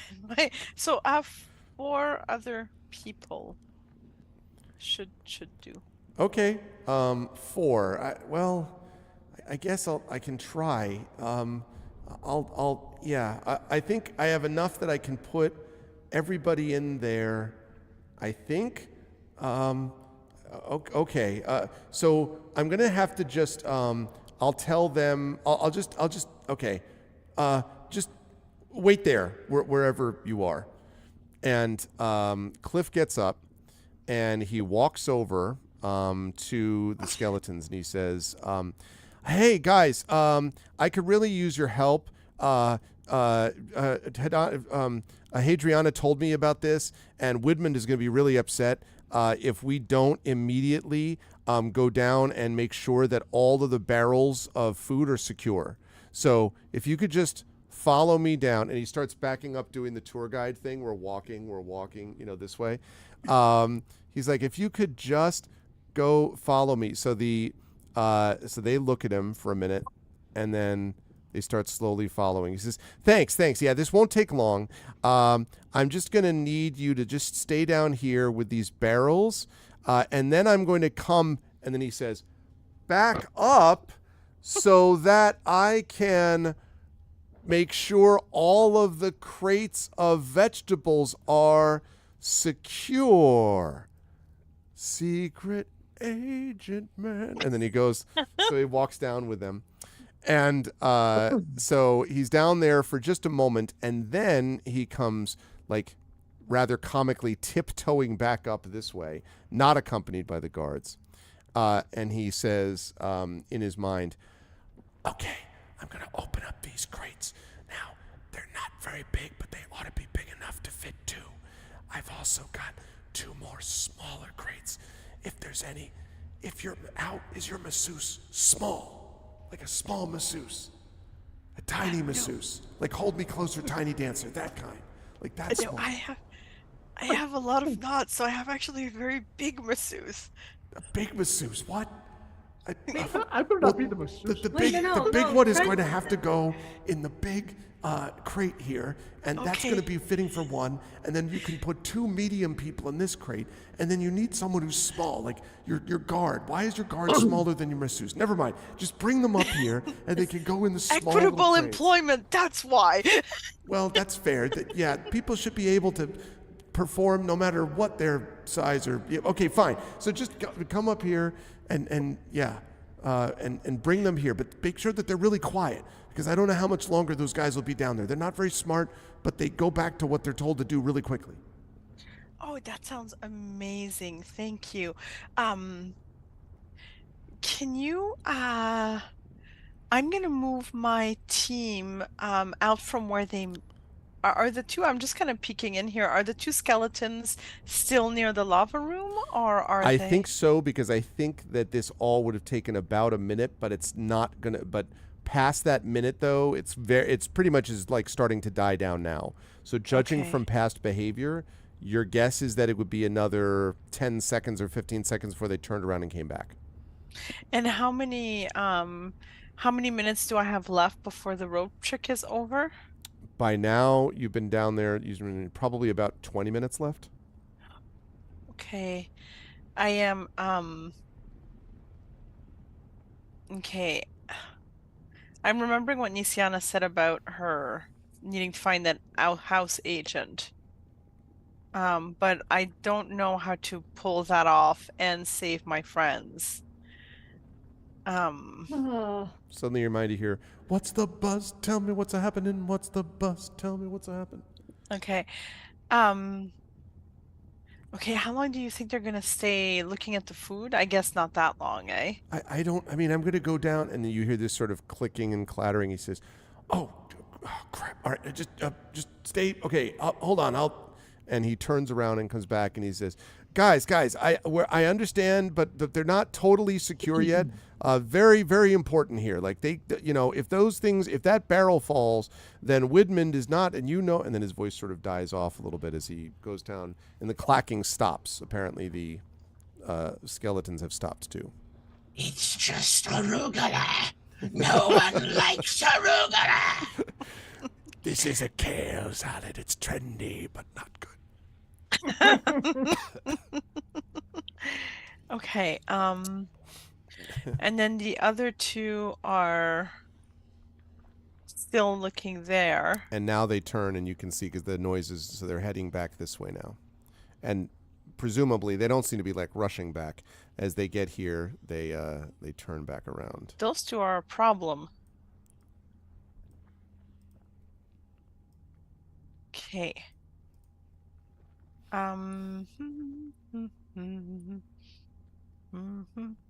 Can I so he's still in the kitchen?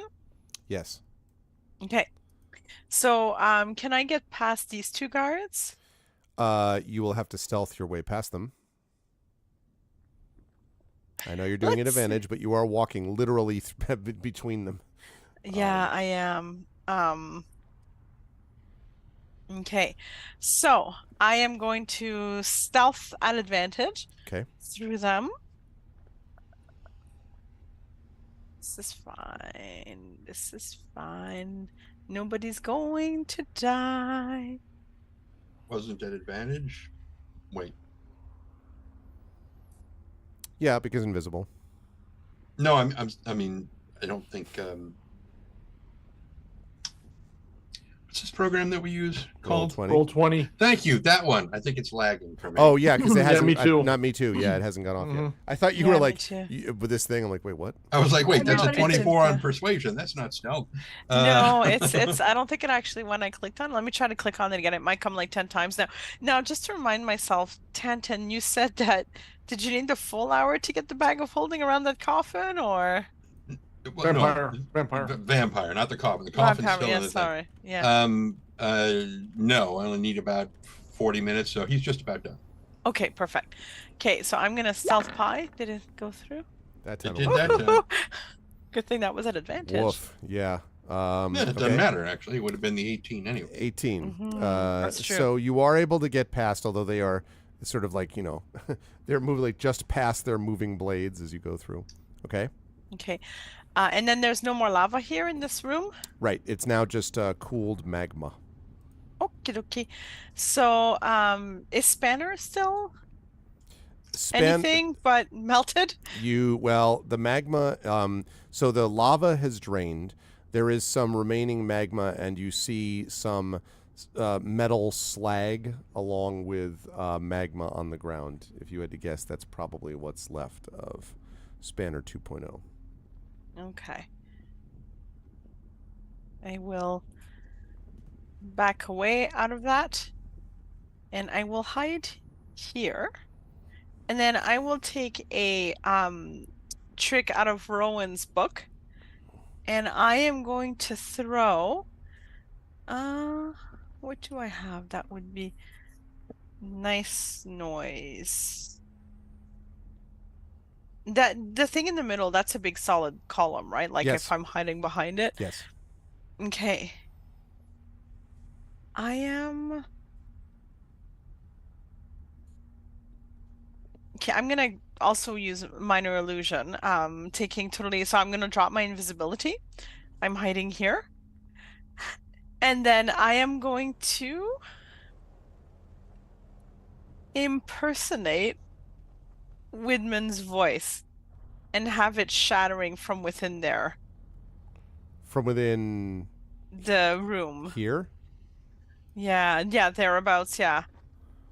And have him call the guards, come to me. Okay. There's people who keep walking around, going in secret doors. Tell you what, I want an Arcana check on this, please. Okay. Am I doing something that's undoable here? Very possible. It's I did it stretching a little bit, but natural 20. Wow. I really want to do this. Yeah, clearly. Or you really want to know that you shouldn't do this. The Phantom of the Opera booming out. The Phantom. So you just hear this, guards, come quickly, like sounding exactly like Woodman actually. And so they immediately sort of turn and move swiftly up to the door and then open it and stare into the hallway for a moment.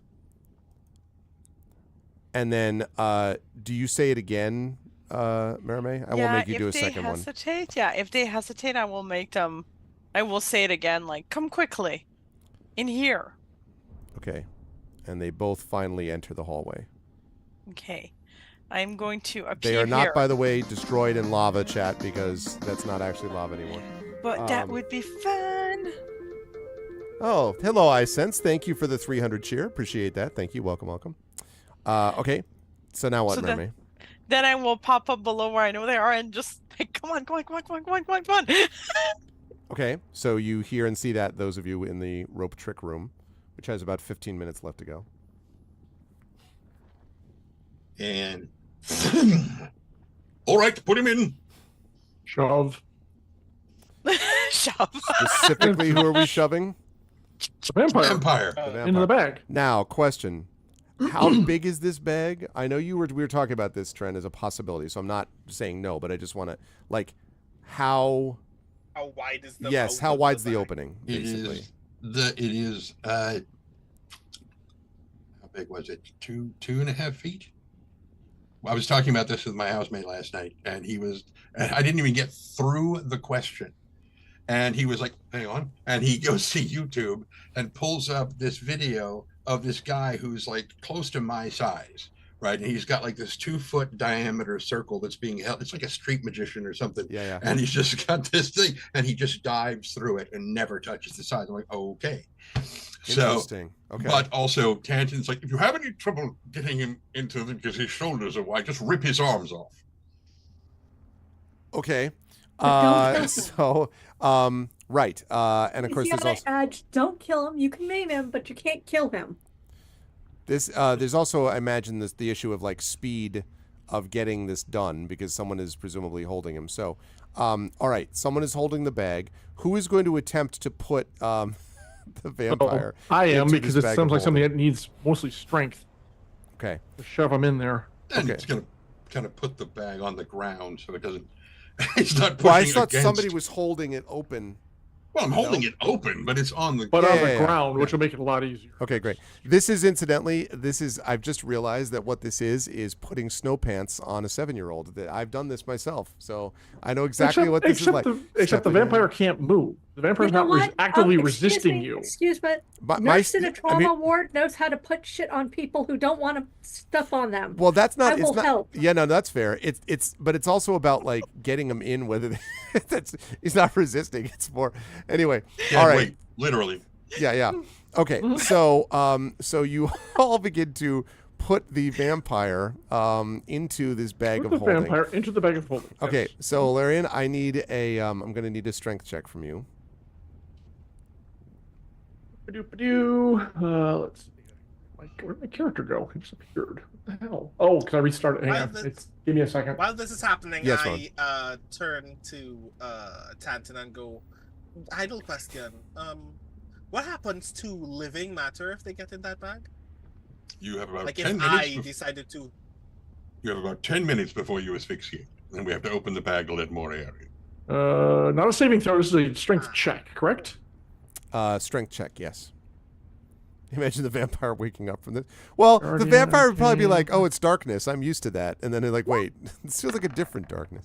The That's a vampire 20. does not have to breathe. Wow. It's okay. Wow. Pull him around on Clearly the the- fingers a little bit, slam dunk him into Yeah. the bag. Clearly the gods. Wachoo. Clearly the dice gods were like, "Yes, yes." indeed." Tanton's like, oh, nothing but net. Yeah. Closes the lid. This is just ridiculous enough that the dice are like, okay, I'll let this happen. for the So moment. Yeah. you ram the vampire into the bag of holding, which has been constructed, rebuilt by Tanton, inside a rope trick.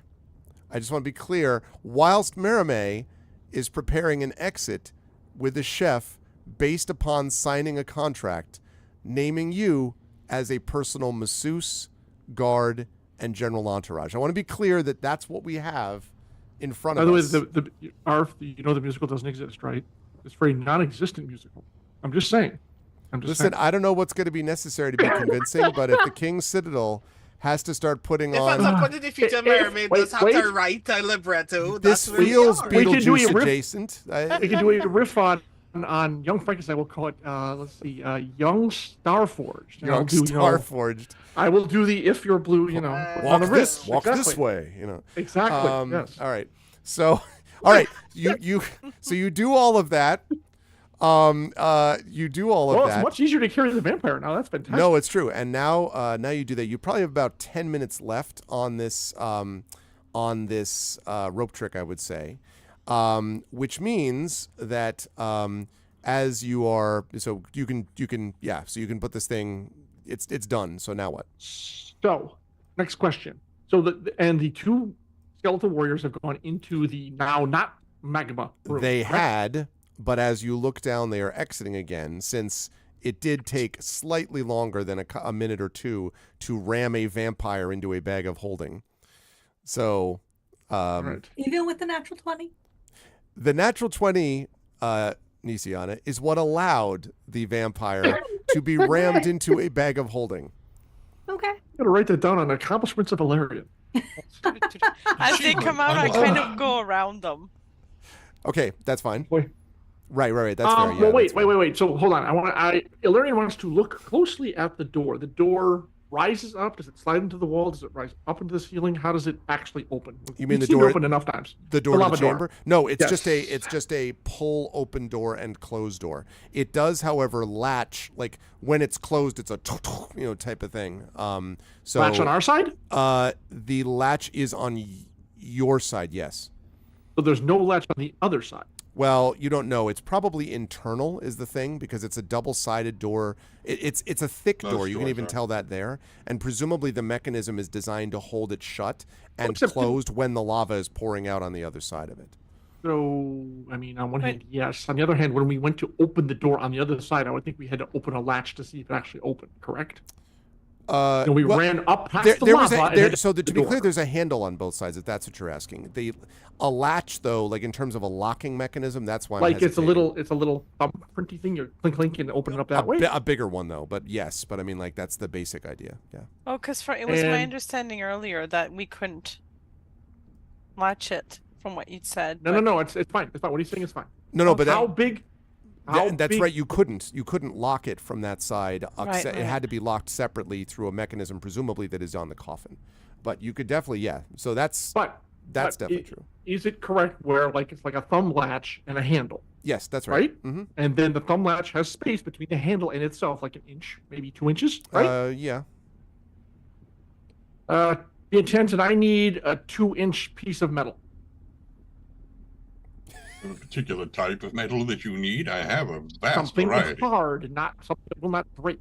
It must go between two things and stick there so you can't open a door. Oh, well then, here. And he just produces one of the many pieces of scrap metal that he has. Yeah. Exactly. Maramé, you suddenly hear in your head, "When wilt thou free the people?" Oh, Lord. Apparently he's So, getting anxious. Maramé, get those two soldiers back down the hall to the vampire in the room, please. Well, I don't. We're gonna go in like hold 1 on, minute. hold up. You are not in contact with Maramé. Maramé, you were inside a rope trick. Maramé is outside of a rope trick. Maramé is in telepathic contact with the chef with whom she's exchanging Yeah. musical numbers. That's how this is working. So right. you are not able to So- just say, "Hey, do that." Arv, if I move over to this corner, it looks like I could stick my head out without being seen by the guards because this is a blind corner right here. I would say, yeah, it's unlikely. They will get a perception check, but it's unlikely they'll see you, yes.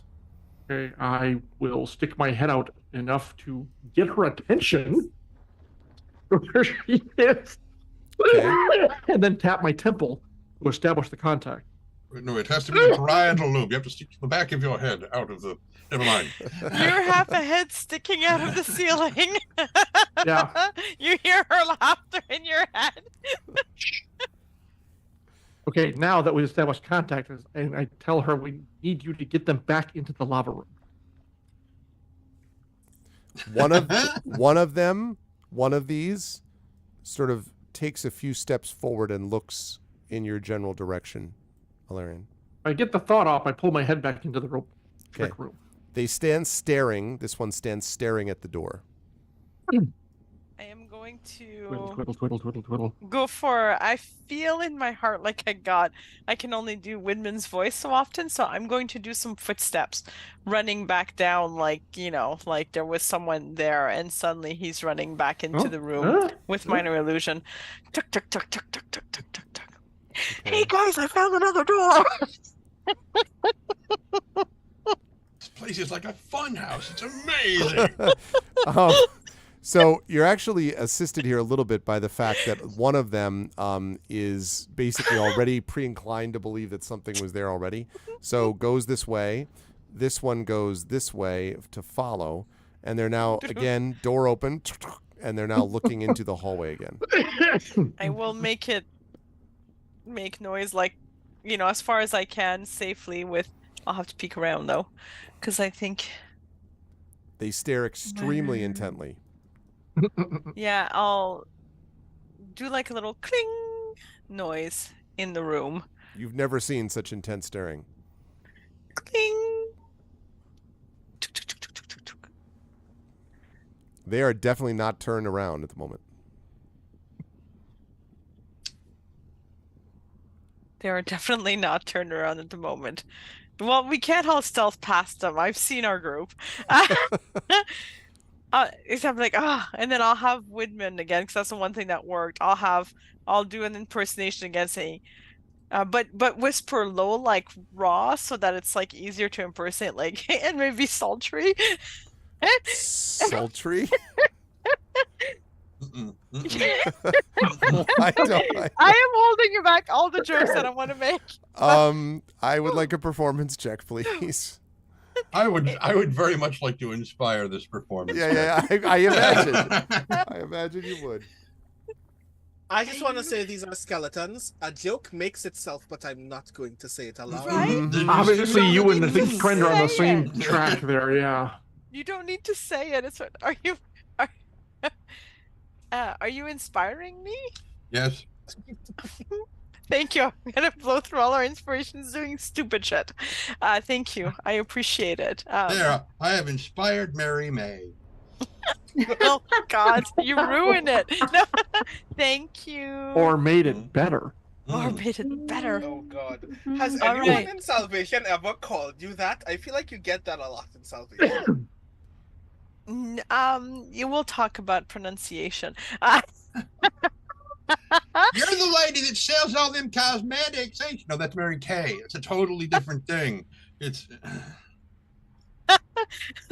Look, I mean, you're getting. Look, Greg left. That's what I'm saying. He's gone. We can make all the jokes we want. Yeah. We broke him Yeah. again. So I got a natural 20 on my performance. Yeah, I can see it right here. Yeah. Oh, wow. We accidentally deleted it, but we did see it. Natural 20. Yeah. Mhm. Wow. It was here. You all saw it. It did happen. Everyone just clap on how great I did on the natural 20. Yay! We'll just Where did our DM go? I don't He's know. right there. I mean, you can see the waist of his jeans there. Yeah. Oh, We're okay. Talking to his If it kid. weren't for his t-shirt, I wouldn't know whether he was frozen or not. Yeah, I gotta be honest, me either. Oh, He's wait, there's still the big. moving Okay, there he a bit. is. All right. Sorry about that. I was. I And usually wait for- that's I how usually we wait got for- out. Yeah, Yeah, exactly. sure. So, all right, on the way. Oh. We're out of the temple. It's all So good. Mary May Yeah. did get a natural 20, and then we accidentally deleted it from the thing. Yeah. But it did Yeah. happen. But you can I- totally trust it. I'm pressing X to doubt. I don't. Fine, I'll Dare. But I How get. dare? But she rolled a natural 20. Yeah, gee, come on. No, I So mean, There's two natural 20s in a row. Why not go for a third one? Yeah. That's why it happened. That's the dealer's That's how trick. statistic works. Oh, Well, so no, high it's just look, too, roll 20 glitch. That's why it's not there. Definitely, Yeah. absolutely, positively was there while you were gone. It's just not there while you're back. But that means nothing. That's what you Absolutely get for nothing. talking to your Yeah. children. You're quite right Exactly. that it means absolutely nothing. Or So I'd house like to see robber. that now. Or house robber. I If was- you're in danger and need us to call 911, just say, I don't believe you about the natural 20. Listen, I am filled with pride that my 16-year-old has successfully put my 7-year-old to bed, and she did a great job with that. So she was Aw. explaining to me how she was really proud of him and all this stuff, and so I'm extremely proud of that. I, however, do not. It is important that I see, that I witness, if you will, the greatness of this party as it proceeds to make the performance check at advantage that I have no doubt will work properly. Also, hello to Tim Coolish. Good to see you. Hi, So, Tim Coolish. Okay, so I feel like you just said that you believed your 16-year-old more than your, like, very mature players.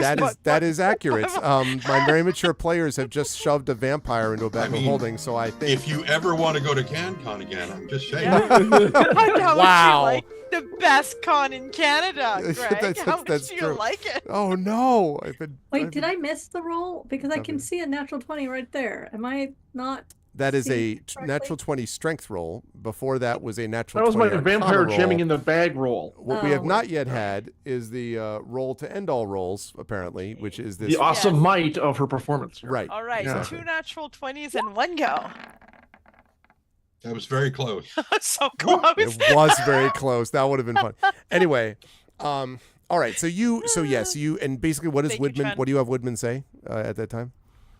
Oh, In a sultry I said, whisper. "Get in here, you fools!" Stop. Well, that was right. Sultry whisper. So was it one of those like, I'm never gonna dance again, guilty feet of type of thing?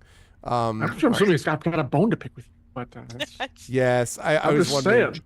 All right, so they You're killing Brandon. John. moved Stop it. moved by the sultry whispers they of apparently Well, see, of their he wouldn't. plots. He wouldn't. It could be careless whispers too. You know. I just, Okay. they I just figured Brandon would appreciate the sneak attack from the side. Oh my God. It's usually I'm doing this. yeah, they just walk in. Okay, so they walk into the room. Willingly Okay. and Now when they get- consensually. when they down Yes, there, willingly.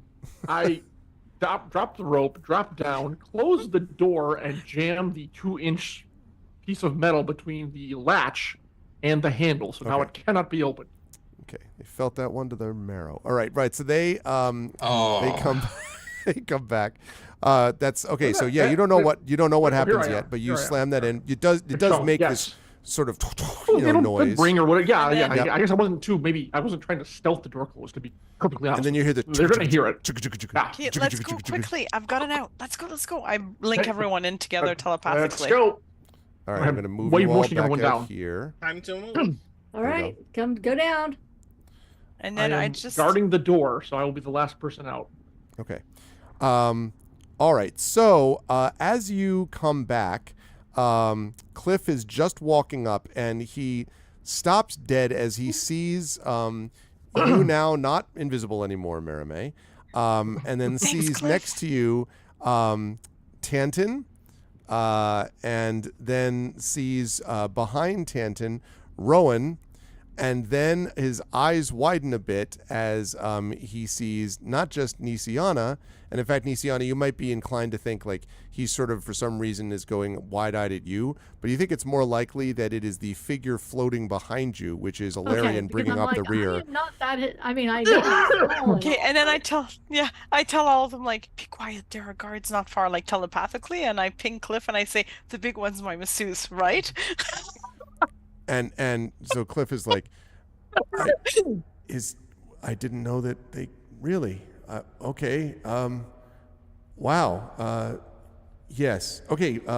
They're down still looking at barrels, but they won't last long. So, boy, he's a big one. They're a big one. All right. Just follow me. You're up. So, Cliff brings you up and brings you first to this left one. And Ilarion opens the crate. Now, Everyone go. Yep. So he brings everyone to their various spots. So Nisiana is going to put you over in this one.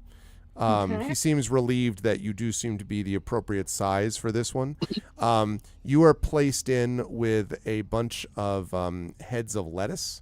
And so he kind of he sort of arranges them around your body. He's like, okay, that should he says quietly, okay, that hopefully will help cushion things. Try not to shift around too much, because if they knock open the crate, then they'll see you. Also, good job guarding. And then kind of closes I'm like, good job the one. guarding. Good job guarding. Marame. I'm Yes. the guard. You're the guard. Well, you're not the masseuse. Yeah. I thought it was the secretary, but okay. Oh, Ilarion that's is my true. mas- Yeah, that's true. Who's the secretary? I guess that would be Rowan. Would be the secretary. The secretary No, is Rowan- no Tenton, obviously. Oh, Tanton's the secretary, right? Rowan is the Obviously. jester. Oh, That was Rowan's very the clearly I Rowan. forgot about the jester. Yes. All right. So, Nisiana, why don't you put yourself over here, please? All right. What's up with the little heart? I can't remember what that was. I think that was your aura of life, which I'll get rid of now. Yeah, I think so too. You don't deserve it anymore. Oh. Oh. Well, your beacon is. Yeah, know. you're I owner know, of but you did a it in former such a heart. malicious manner. Okay, so there's that. Now we have this one available, and so this is going to be now. Whoever's going to have to climb into this is probably got to be Rowan, you would think, or maybe Tanton. Whoever's going to be in there is not going to be super comfortable. I'm just letting you know that right now. And Ilarion has no shot of fitting in that. What's in it? At the moment, tomatoes. A lot of tomatoes. Ooh, tomato sauce. Gonna make some sauce. Delicious, delicious. Probably artisan tomatoes. Guys can Oh, if they're artisanal, rock, then I'll paper, get in. Definitely. scissors, but someone's got to get in the box. Okay. I'll get in that box. All right. So Tanton, you have to literally, and you hear this, all this, like, he's like, Cliff says, all right, I tried to cushion things. And you're like, and you can feel the seeping of the tomato just now, as you're sort of getting in there. He says, Into my leather armor? Yeah. around, he's just like, into it, That's around gonna be it. delightful. Yeah. smelling. He's like, Yep. and he says, okay, this should be fine. Worst comes to worst, they'll see things dripping out. They'll assume it's blood. There's been a lot of it around here. Okay, it's fine. And then and closes the crate on you. And then he looks at you, Rowan, and you, Marame, and he says, okay, so for the two of you, you're going to have to fit together somehow in this. And he lifts open the crate, and in the crate is basically two containers, and he sort of pulls one out so that there's only one remaining, like, divider, I should say, so that there's only one remaining divider. And it seems to be vinegar and baking soda. No. Two white substances, and you realize that it must be flour and sugar.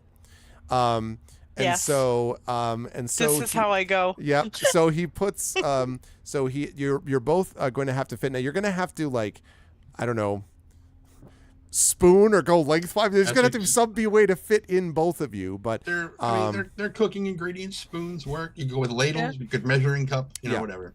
And so you do this, and you sort of you do this, and he's actually able to. He says, "Okay, now I could cover over." This episode is ketchup seepage. Yeah, exactly, approximately. He said, "No, I could cover you over, so that neither of you would be able to be seen. But it also means you'd be covered with flour and sugar, like your faces, also." I think I need to breathe, but thank you. Good That's thinking. a good thought. Okay, yeah, I suppose you do need to breathe. I've been in containers of worse substances. This is fine. Okay. And so he closes that But down. not in better company. He says, "Now make sure it doesn't for any reason fall, because maybe the flour something might start rising. It would, and then you'd come out of the thing like a piece of bread. It would be bad." And he closes the crate. And then the last one he opens, and he looks up at you, Larry, and he says, I look down at him. "So this one is I'm sorry, but this is the only one that we had left." And he opens it up, and inside you see what can only be described as a number of pounds of chopped meat.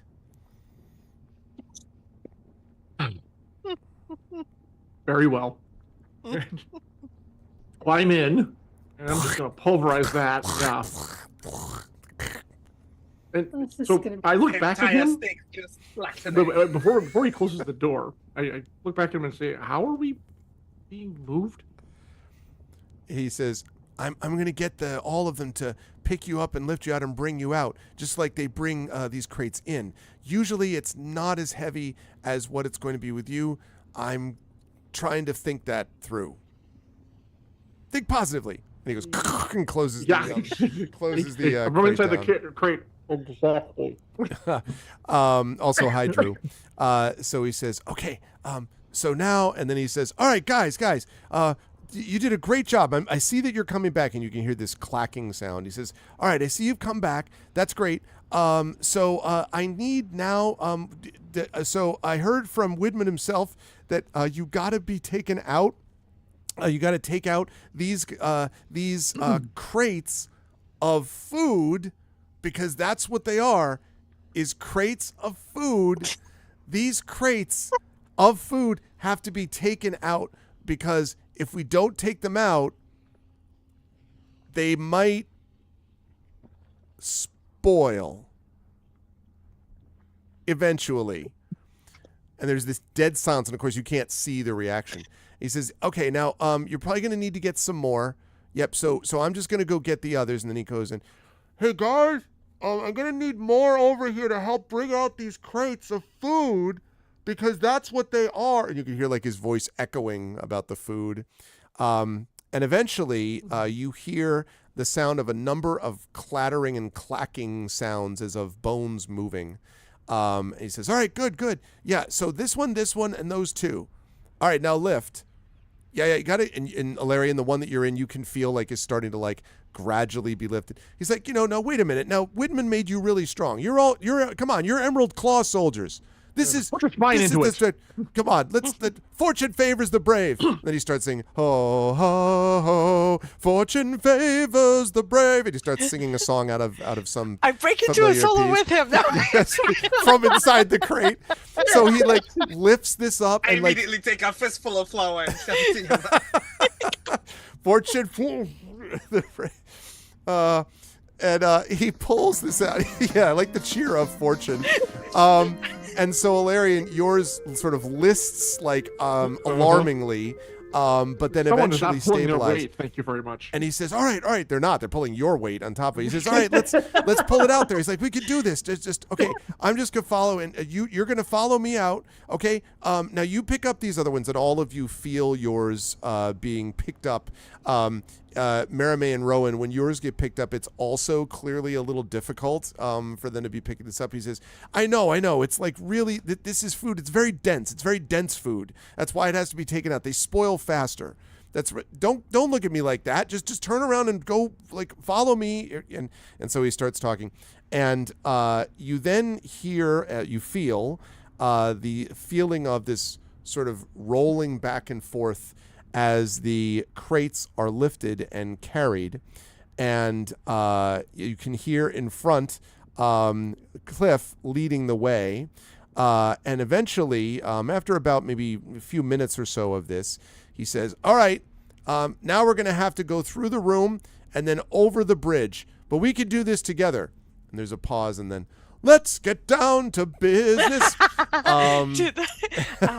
And yes. Mm-hmm. Oh, sorry. Just as they pick us up. Yes. And I'm kind of just feeling my way, like as we're, just a few feet aside. And I know that we're kind of near where those two skeletons were guarding that place right here that we didn't go there. Mm-hmm. Like I'm guesstimating, so it's not going to be exact. I'll let you decide. I'm going to whisper. Okay. In the crate, like, because it's loud, there is like, people are moving. I'm going to whisper the name Lil Jarasco. Okay. And I'm going to cast level 6 Rolithan's Psychic Lance. Okay. Remind me. So, it's a Shimmering Lance of Psychic Power. I got it. Rolitham's Psychic Lance, yeah. Yeah, and she has to make an intelligence saving throw, 76 on the failed save, psychic damage, and is incapacitated. On a successful save, half as much damage. I'm basically hoping to kill her before we leave. Okay. The mission parameters were very clear for my sister. How Do you want to do this? No, that's the wrong show. How do you want to do this? I think I've already made that clear. What's the range on this? 120 feet. So I'm not sure I'm close enough. I'm taking a shot in the dark, literally. Flowery dark. You know in what? In the dark tide, Gregory. You might be on the sugary side. On the sugary side of the dark tide of molasses. Truly the flower of the king's. That a shot to the heart is shot in the dark. But is she too late? Yeah, Merime's logic right now is that Nisiana was said that if she was turned, it was bad. And if she was being tortured and had information that could damage them all, and that includes Nisiana. Yep. So it is since they can't save her and don't know if she's even turned, then I'm going to try to kill her. We didn't really make much of an effort to try, to be completely honest. Well, it's been a busy day, John. This is true. When you and now we're being smuggled out in produce and meat. So when you say this, you whisper this, and you hear this keening cry suddenly cut short. Oh.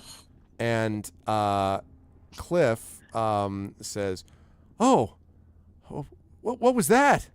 And there's a pause. He said, "Well, never mind. I mean, there's a guard up there. They'll figure it out.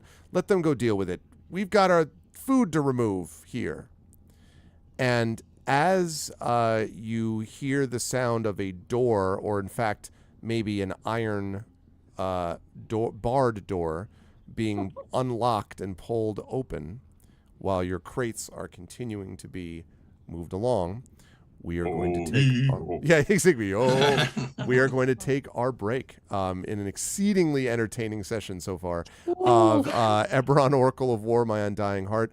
We will see whether or not the party can get the rest of the way out with their vampire in a bag of holding. Yes, Trent, you had and to since I didn't say hello earlier to live suing, hello Fox, and to Thordex Mommy, hello whatever you are. I can't remember what it's just dragon.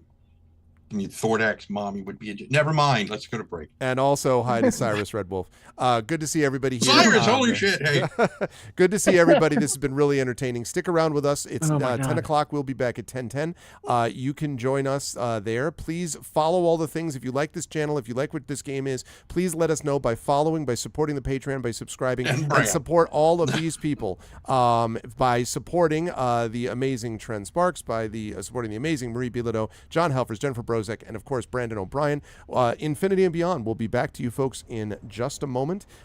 So go hydrate, take a break, and we'll be back in just a bit. Hold tight.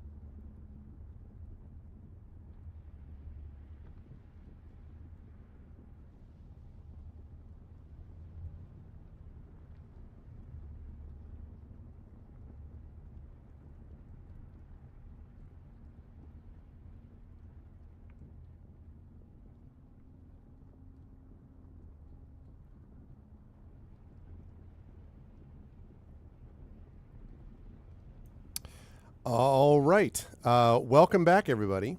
We are here and ready to go, and the extremely entertaining, as I said, crew is back with us, and everything is going just right according to plan. I think it's fair to say everything is. We're cooking along. Yeah, no problems. Yeah, exactly. When you think about let them cook. This is a different version, I think, of what might be expected. Anyway, but you were watching, especially since we are in crates of ingredients. That's true. Yes, this is it's evil ridiculous is the way to put it, Echo. This is also the specific moment where like something that I heard in a Twitch stream once actually becomes relevant, which is there is a fine line between cooking and being cooked. Yes. Very, very true. It is very true. I am excited to see how things play out. We will be playing here for just over about 45 minutes or so, chat, as we continue with day 54 of D&D with Infinity Beyond, Eberron Oracle of War, My Undying Heart, Part 6. And as a reminder, for those of you who don't know, this is part of a 20-part campaign. This is actually Season 4, and after the conclusion of this, we will be midway through Season 4. In fact, I think we'll actually be two-thirds of the way, I believe. I think there's only 3 parts in Season 4, if I'm not mistaken, but we'll see. And I'll talk about, if they get through this, what the next part of the campaign is called. But that's if they get through this, and we'll find that out. But in the meantime... Oh, wait, let me check. Zed has took a work-in-progress shot of tonight's miniatures work to help inspire the painting. All right, let's see what we got. Zed is our resident miniatures painter. Oh, that's awesome. Ooh, look at that. Is that a tiefling? Because Yeah. that Holding kind a of frying looks pan? Well, see, there's a tiefling in the We Blend game that Sean played by Sean McGuire, who bakes frickin' everything, and like basically it's Carrie as a tiefling. And Carrie is kind of a tiefling, if I'm honest. She doesn't want to talk to anybody. She just she wants to bake, and she's very, very good at it. And I'm like, that looks like Kelpie from the my We Blend game. So well done. Very, very cool. That's cool. That's very nice. I misread that as that's a Kelpie. And I'm like, that is not what a Kelpie looks like. No, actually, a Kelpie. As in Kelpie from the We Blend game, Zed? It is indeed Kelpie. That's amazing. I have to send her this picture. I have to do it right now. That the painting is going very well, that you would recognize it on something. Yeah, seriously. I had no idea. Wow, that's good stuff. Thank you. Well, thank you for sharing that, Zed. That's awesome. I'm glad. You also mentioned, Trent, I don't know if you saw that, but during the arugula joke, made him almost screw up a line on the miniature he's painting because he started laughing so hard. He's like, anyway, okay. So the party, the King's Citadel, is being brought out in crates, apparently. And so far has also managed to Merime used a psychic lance on the Leal de Durasco, taking a guess that it was in the general vicinity of where Leal de Durasco was, which, if it hit, or actually even if it didn't hit, would still do some kind of damage. And the keening cry cut short that I made reference to may suggest something about the success of that one way or the other. But in any case, that is something only known to Merime thus far. We'll talk more about what the impact of that might be later on when we get there. But in the meantime, so the party, as the party is being brought along, and those of you who are going through this, so Alarian, you have the uncomfortable sensation of just, very soft. I mean, like, it's very, very, very soft, comfortable thing that you're riding in, so to speak. Just sort of squishy. Good thing I don't smell things very well. Yeah, like that type of thing. And been worse. There is occasional, and you can tell there is sort of like, there's no groaning or anything like that, and you would not expect that coming from skeletons, but there definitely are a couple times where you can feel the crate sort of tilting, in one direction, not very, pleasantly, and then it tilts back the other direction, and this is pushing it, basically. Is it rude for me to actually want them to drop the box so it breaks and I can just wail the piss out of them? Because that's really what I want to happen. Well, I mean, if that ends up happening, you'd have all the other ones that would be right there that you'd have to wail the piss out of also. But it's conceivable. I mean, like, it's up to you. Certainly, it would not take much for you to overbalance it. Oh, no. Started, this would have to be from outside forces. I'm doing my part to be as still as possible. I got you. So we've got that. Meanwhile, Merime and Rowan, other than sort of, like Rowan's head at one point bangs into, your back, Merime, and like, your sort of foot like slams into Rowan's knee uncomfortably and so on. That the whole thing is not designed, super great. Although at the very least, you also are having some difficulty. You have to breathe carefully so as not to breathe in the granular products of flour and sugar. But at the least it doesn't smell bad, for the most part. And you have been cushioned from being, running into like the wooden like sides of the crate or whatever. You also sometimes have this feeling that the thing is shifting like left or right uncomfortably, but so far you are remaining up. Nisiana, you on the other hand have been a little bit more bruised than one might expect, which is probably the experience of having heads of lettuce bang into you in various places.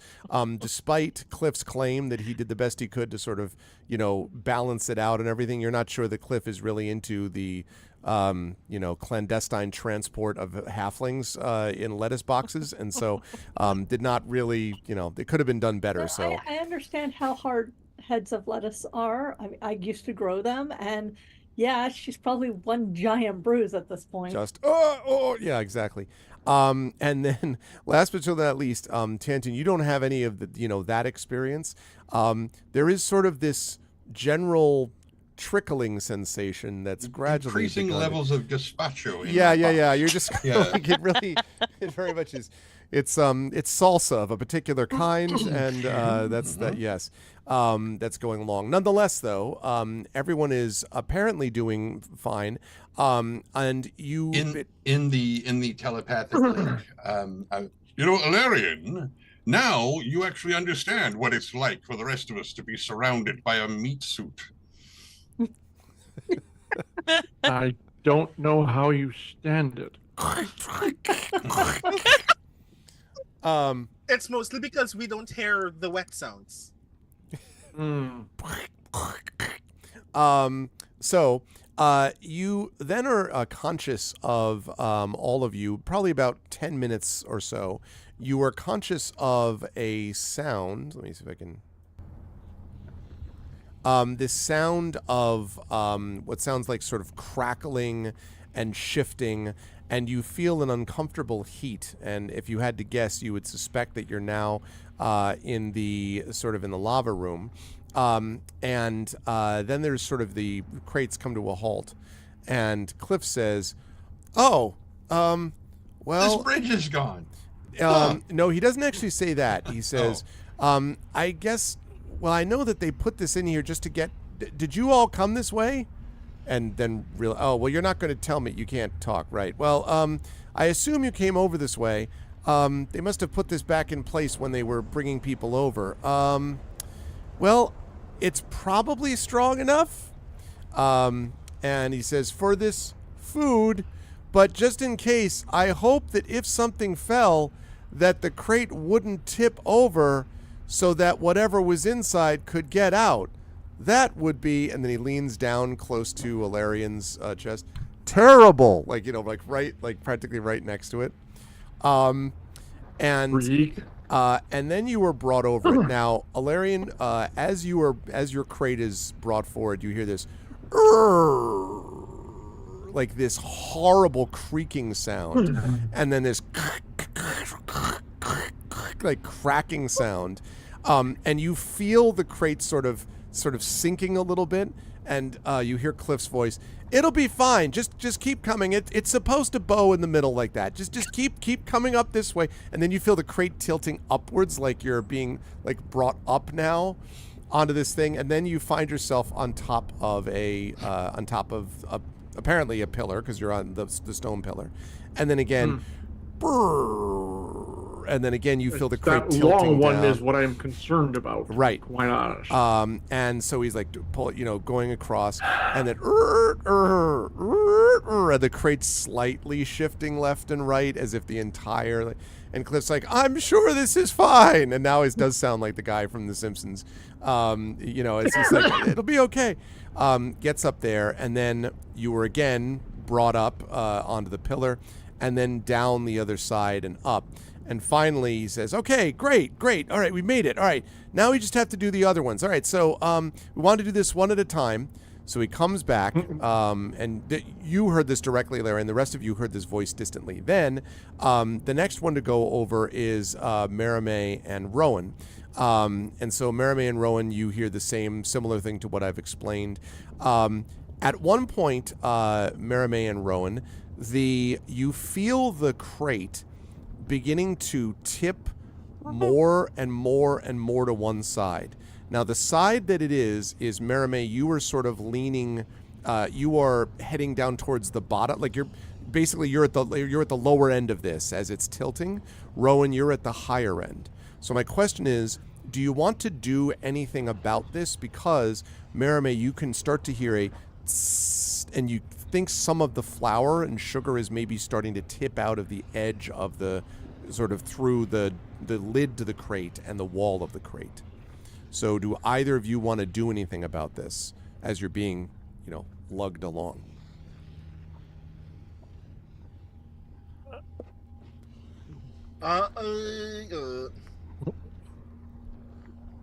Do either of us sense that one of the sides of this crate is becoming uneven as a result? Maramé's side. So yes. Which is right. Which is a lengthwise side, obviously, right? Like it's not the narrow end, it's the wide end, and it's the end. It's the side on which the lid closes, so the lid opens on that side. And Maramé, you can feel yourself kind of being like, you could feel the weight of Rowan plus a bunch of flour and sugar starting to weigh more on you as it tilts. I very, very, as gradually as I can while being moved in a crate. Yeah. I start leaning towards Maramé in the crate. Towards Maramé. Or away from me to balance it the other way. If the flour is falling out of your side, then your side is going to start feeling lighter. So I'm trying to balance it out by leaning towards you. The crate is tipping, though, in Maramé's direction, just so you know, like at the moment.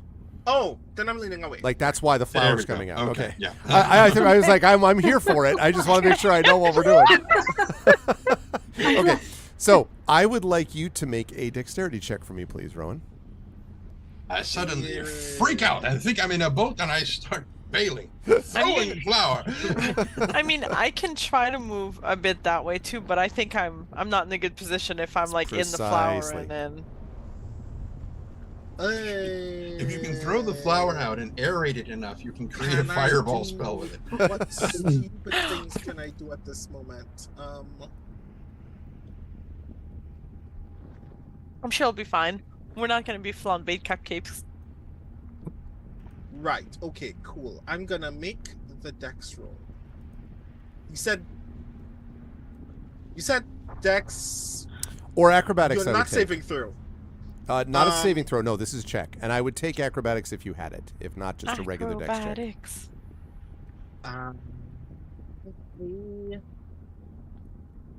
mean, my acrobatics is better. I'm gonna make the acrobatics. Okay. Yes, you are. There is one inspiration redeem left for Echo.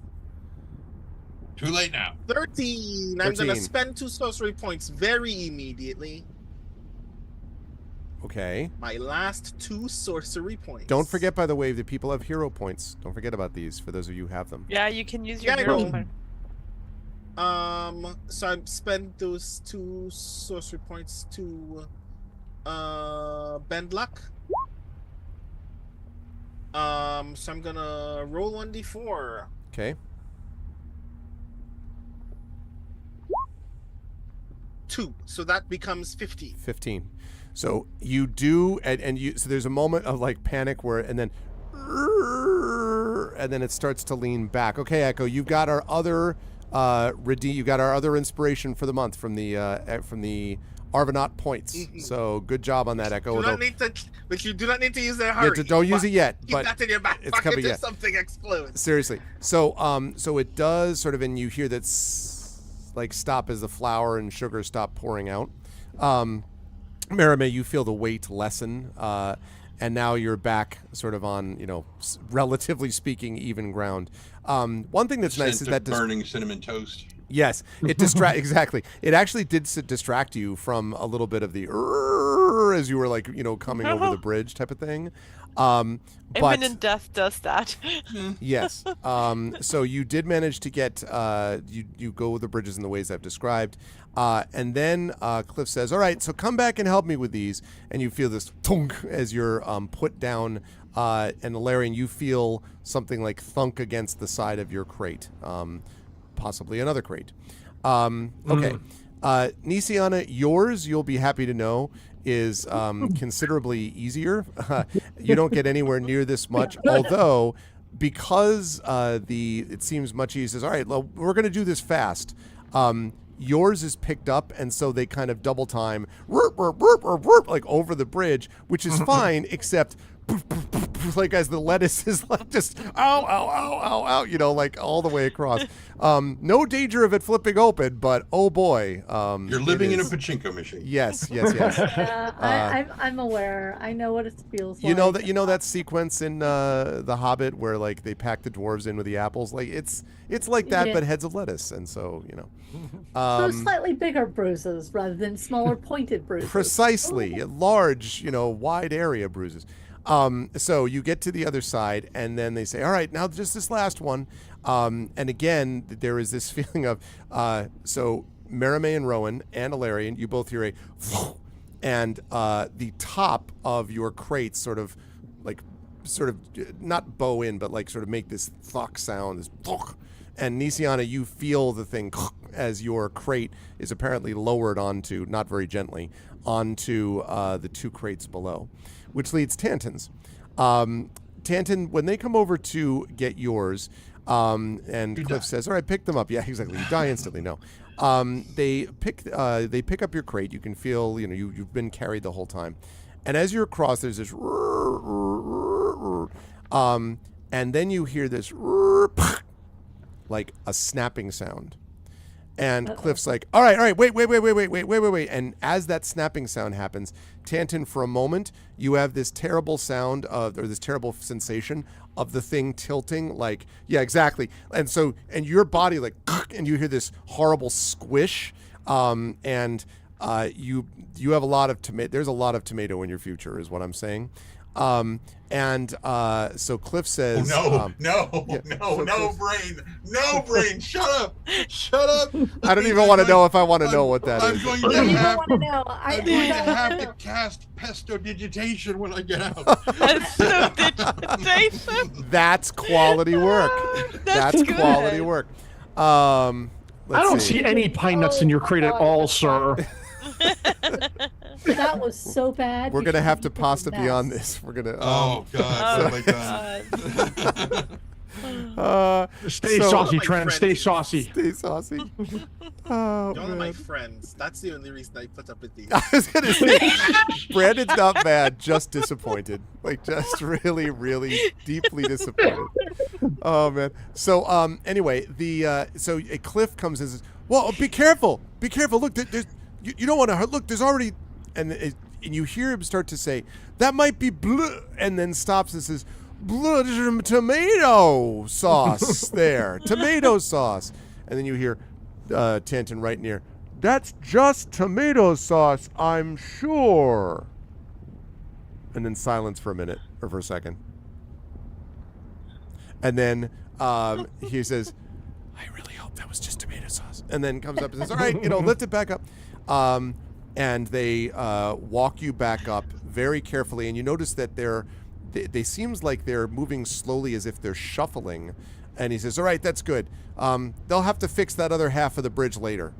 As he gets up and then brings you over and brings you back over to the other end and says, all right, we did it, we're good. All right, now we just have to get through. All right, so we're going to go through here, and then brings you into what is presumably the next room. So despite being bruised and tomatoed and numerous other things, everyone seems to be doing fine, and Cliff says, all right, okay, so we've just got when you hear, what exactly are you doing? And you hear a familiar voice from the other side. I'm going to bring you to the map where you can now find yourselves. We're going out the front door? Did we really go out the front door? Oh yeah, Jesus. that's where we were headed. There was, yeah. Yep. I don't understand how we got past the broken bridge, but okay. That was the. Yeah, that was all the. Presumably, there must have been something that repaired it enough for them to I get guess, over. yeah. Ilarion. The good news, by the way, is that the donging bell has stopped, so that's a nice thank change. goodness. But you hear this sound, and then Cliff says, Hadriana, I was just bringing these crates out because they need to go out there because they'll go bad. And she says, what exactly would go bad, Cliff? The food in the crates. You realize that we've been in lockdown, don't you? Well, yeah, but I mean, it's stopped now. It stopped a minute ago, and only because I was about to make several announcements and try to track down what exactly has happened to Widmond. Why exactly have you left your area, and why have you brought all of these with you? Oh, I needed them to bring the food. The food. Oh, God. The food. You're bringing crates of food out? Yeah! Put those down. And you hear, and it's all 4, is that right? 4, yes. 4 of them are dropped onto the stone floor. And then she says, every one of these has food? Well, of course. Why wouldn't they? He says. And she says, Cliff, you know, of course, that you've been loyal to us. Of course. Emerald Claw for life. And she says, you know, that very phrase not makes no sense. And she exactly. So she says, she's like, what? And he says, I mean, Emerald Claw will rise again with the dead as well. And she sort of, you hear kind of this sort of under her breath snort almost, and then she says, you realize that if you were taking something out of this complex that you weren't supposed to, you know what the penalty would be, don't you, Cliff?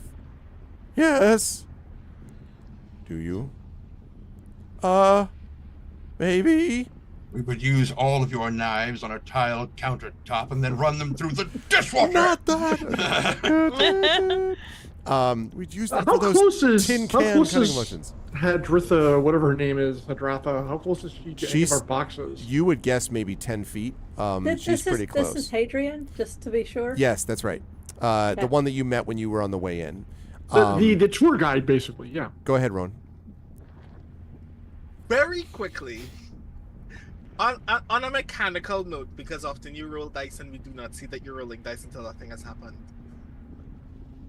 Does Cliff have to make a charisma ability check Unsure at yet. any point? Unsure yet, but if are you going to give him a boost? I'm If so? letting you know in advance when that happens. He has ties. I just use ties of chaos. Okay. I tell you what I want you to. How am I going to do this? All right. I tell you what, Rowan. I tell you what, Rowan. Wild magic when it happens. I'll give you 2 choices with this, okay? I like this idea, and I'll give you 2 options. Your first option is that you can risk lifting the lid slightly so you can see what's going on, at which point I would allow you to do that boost without having to make a check. But you will have lifted the lid slightly and thus potentially have revealed yourself. Alternatively, if you don't want to lift the lid, I will allow you to make an insight check to see if you can determine from the sound of his voice, just from the vibes of the area, when it seems like Hadrian is going to come over. But I can't let you do I'll both. insight. So in other words, you want to, okay, that means you don't lift the lid. You're going to insight. I mean, I physically cannot. There are 2 boxes on top of me, aren't No, not now. They picked you all up and brought you, and you've now been left down separately. So no, there are no boxes on top of you. But I will insight. Okay, go ahead and do that. 16. Okay.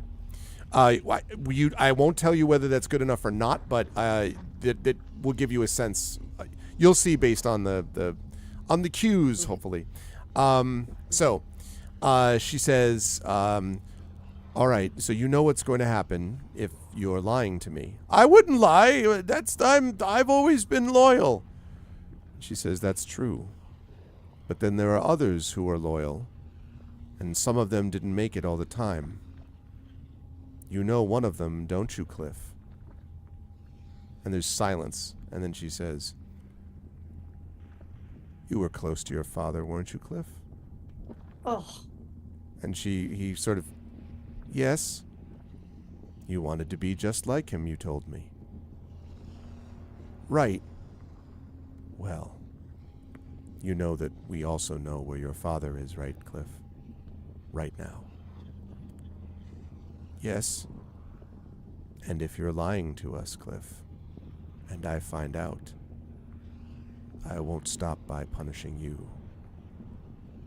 I'd make sure I punish him first. You know that, don't you, Cliff? Yes. All right, then. Which of these crates should I open to make sure you're not lying, Cliff? You need to open one? Yes. Which one should it be? Now, I'm going to give all the party here an opportunity. You have multiple things you could tell me that you wanted to do, but I'm just giving you this opportunity in regards to this one question, which is all of you are going to have different, because of the boxes you're in, have different theoretical ways that you could be concealed, or if not concealed, could explain your presence in the box in some other way. I'm not going to tell you what that is, but I want you to tell me, because you don't know which box she's going to go to or where Cliff's going to lead her. You don't know what's going to happen yet. But you have a few seconds to do something to alter your position, your spot, like something along these lines. So I wanted to ask each one of you what you want to do, and I'll just go straight across, starting with Tanton. Again, she sounds like she's about 10 feet from all of your boxes, so there's none of you feel like they're closer. You know, she's closer in one particular one. But so Tanton, is there any way that you want to do anything? And you don't have to do anything at all, but I just wanted to give you the option just for this, if that was a thing you wanted to do. My first thought was, given all of the shifting back and forth and the delicate nature of tomatoes, I would imagine that probably a third of them have been smashed. At least, yes. You know, so it's not, because the only other thing I would think that Tanton would think of doing is to try to, in the course of being moved, to shift himself under the tomatoes, to move as many tomatoes up on top of him as he possibly could. Right. But now I'm not sure there's enough to completely cover him. That's but true. I would imagine that's probably what he did. He probably tried to get himself as far between the point that they first picked us up in the crates to the point that we are now sitting. He's probably been trying to shift them above him. So he's probably trying to hide under the tomatoes. Would you be willing to take a potential hit to your constitution, by which I mean like exhaustion, like a level of exhaustion, to make it so that you would, like, you covered yourself such that you've probably been maybe even inhaling some of this stuff accidentally? Like, in other words, you know, you didn't make an effort to keep your head too far above tomato. Obviously, you did enough to survive, but I'm He's saying tomato boarding himself. Yeah. I mean, my God, Jesus, wow.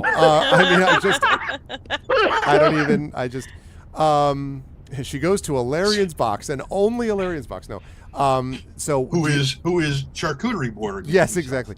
Right, But it's up to you, Tanton, if you want to do any of that or not. Like I'm You One could point make of it even more. clarification. Yeah, sure. When you say a point of exhaustion, does that take effect immediately? So does it take effect and I am immediately going to have disadvantage on any ability checks? No. Or does it take effect after? After. Okay. It would take Then effect yes. after. Yes, then I'm willing to do that. Okay. All right. So you kind of, squish yourself down. Have been squished. Have been squished, yes, the whole time.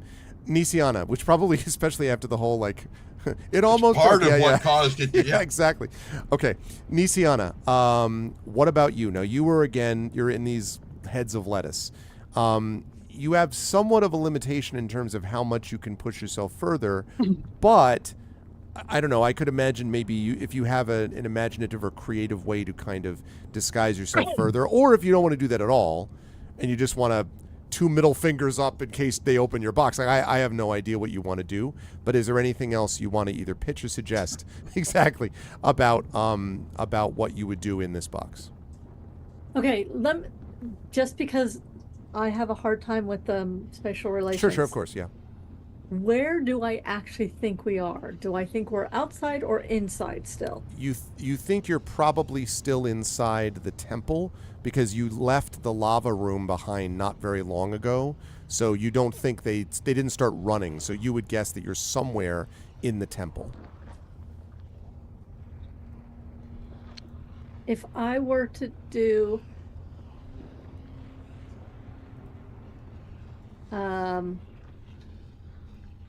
divine intervention, would that set off my giant thing again? I suspect it would. Although, because the dragon mark goes off with healing, doesn't it? That is correct. This is not healing. Yeah. Let me check. I mean, this is a very long shot. Let me see if I can. The divine intervention. A few percentage points long shot, I believe. Yes, it is a very. I can call upon my deity to intervene upon my behalf when the need is great. And man, the need is great right now. Oh, man. And my cleric level is what, 11? What am I? I don't know. Mm-hmm. Mm-hmm. I would have to roll 11 or below. I would allow you to try this. I don't think that would set it off. It's not a healing thing. I basically at this point she's calling upon her deity. She is calling upon Eberron to give us the chance to escape, to get the Hadrian called away, something to happen to pull her attention from Cliff and the boxes in an immediate fashion that allows us to continue. I cannot tell you how much I want this divine intervention to work. So I do too, and I wish I don't know if I can throw in my hero point for it. I don't know how that would work.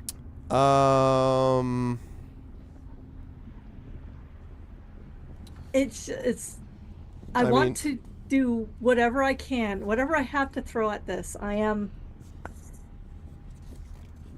I'm calling it is very specifically a you have to get 10. I would have to get 11 or less.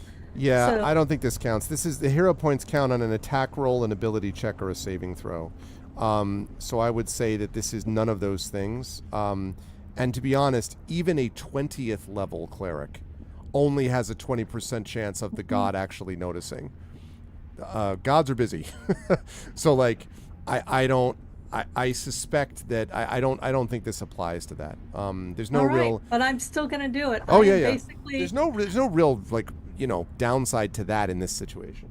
there is an addition to the fact that I want to look like I'm asleep while I'm doing it. If she were to open my box like I was someone who was shirking off her duties and went to sleep in a box of cabbage. Gotcha.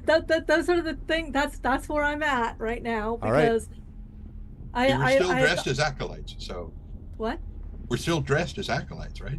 we are. I mean, you guys all are, yes. Yeah. And I am of that opinion. I am weighing evil Nisiana versus good Nisiana, and we're not at evil Nisiana, so I'm not immediately going to attack her if she opens the box Right. yet. But I am feeling Yet. there is a balance here right now where things could go very, very dark with Nisiana right now, so I'm going to go on the side of angels or dragons in this case, and I am going to pray for divine intervention. How do I do that? Just D100? D100, and we're looking for an 11 or below. Right. Oh, Yeah, this'll be great. Yes, I it believe will. in you. D100.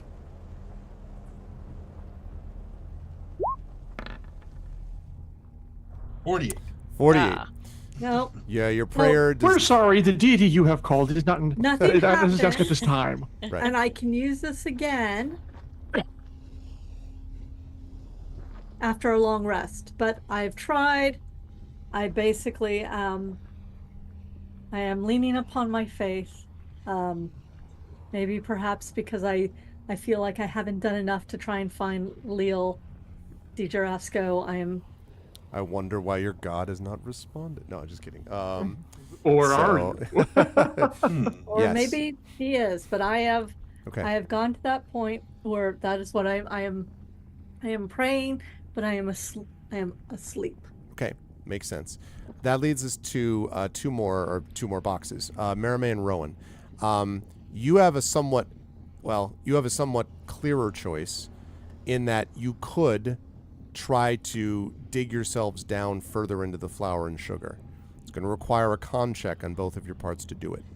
But if you do it, you will be fairly concealed. I mean, if they start digging into the flour and sugar, they'll find you in 3 seconds. But otherwise, you could try to do that. I do it immediately, and I am willing to take whatever penalties will incur as a result. Maybe you won't I have to am take as any. well. Okay, both of you make con checks for me, please. And Just again, straight this is con check? straight con checks, but again, this is a thing that you could use a hero point on if you wished. Or if you had one. If you have one, yes. For those of us lucky people that have one. Straight con, not a saving throw. Straight con. Oh gee. I'm gonna. Not gonna that was a choke on save. flow. You made a save, Mermaid. Oh, did I? Yeah, if you want Oh to check. yeah, I hit the wrong button. Okay, hang on. Okay, Rowan. Rowan is Wow. accustomed to drowning himself in foreign contents and boxes in order to not be arrested or killed. It's higher. I'm not pro this. Do you want it? Oh, you don't have a hero point. I don't Well- have a hero point. Do you remember when I had 2 and then I wasn't here one Can session I and then I give had someone none? my hero point? You can't trade them. Well, Thank you unfortunately. though. Okay. In my so, heart, I'm okay with swallowing some flour and getting that gummy paste in my mouth that's like glue, and then choking and dying.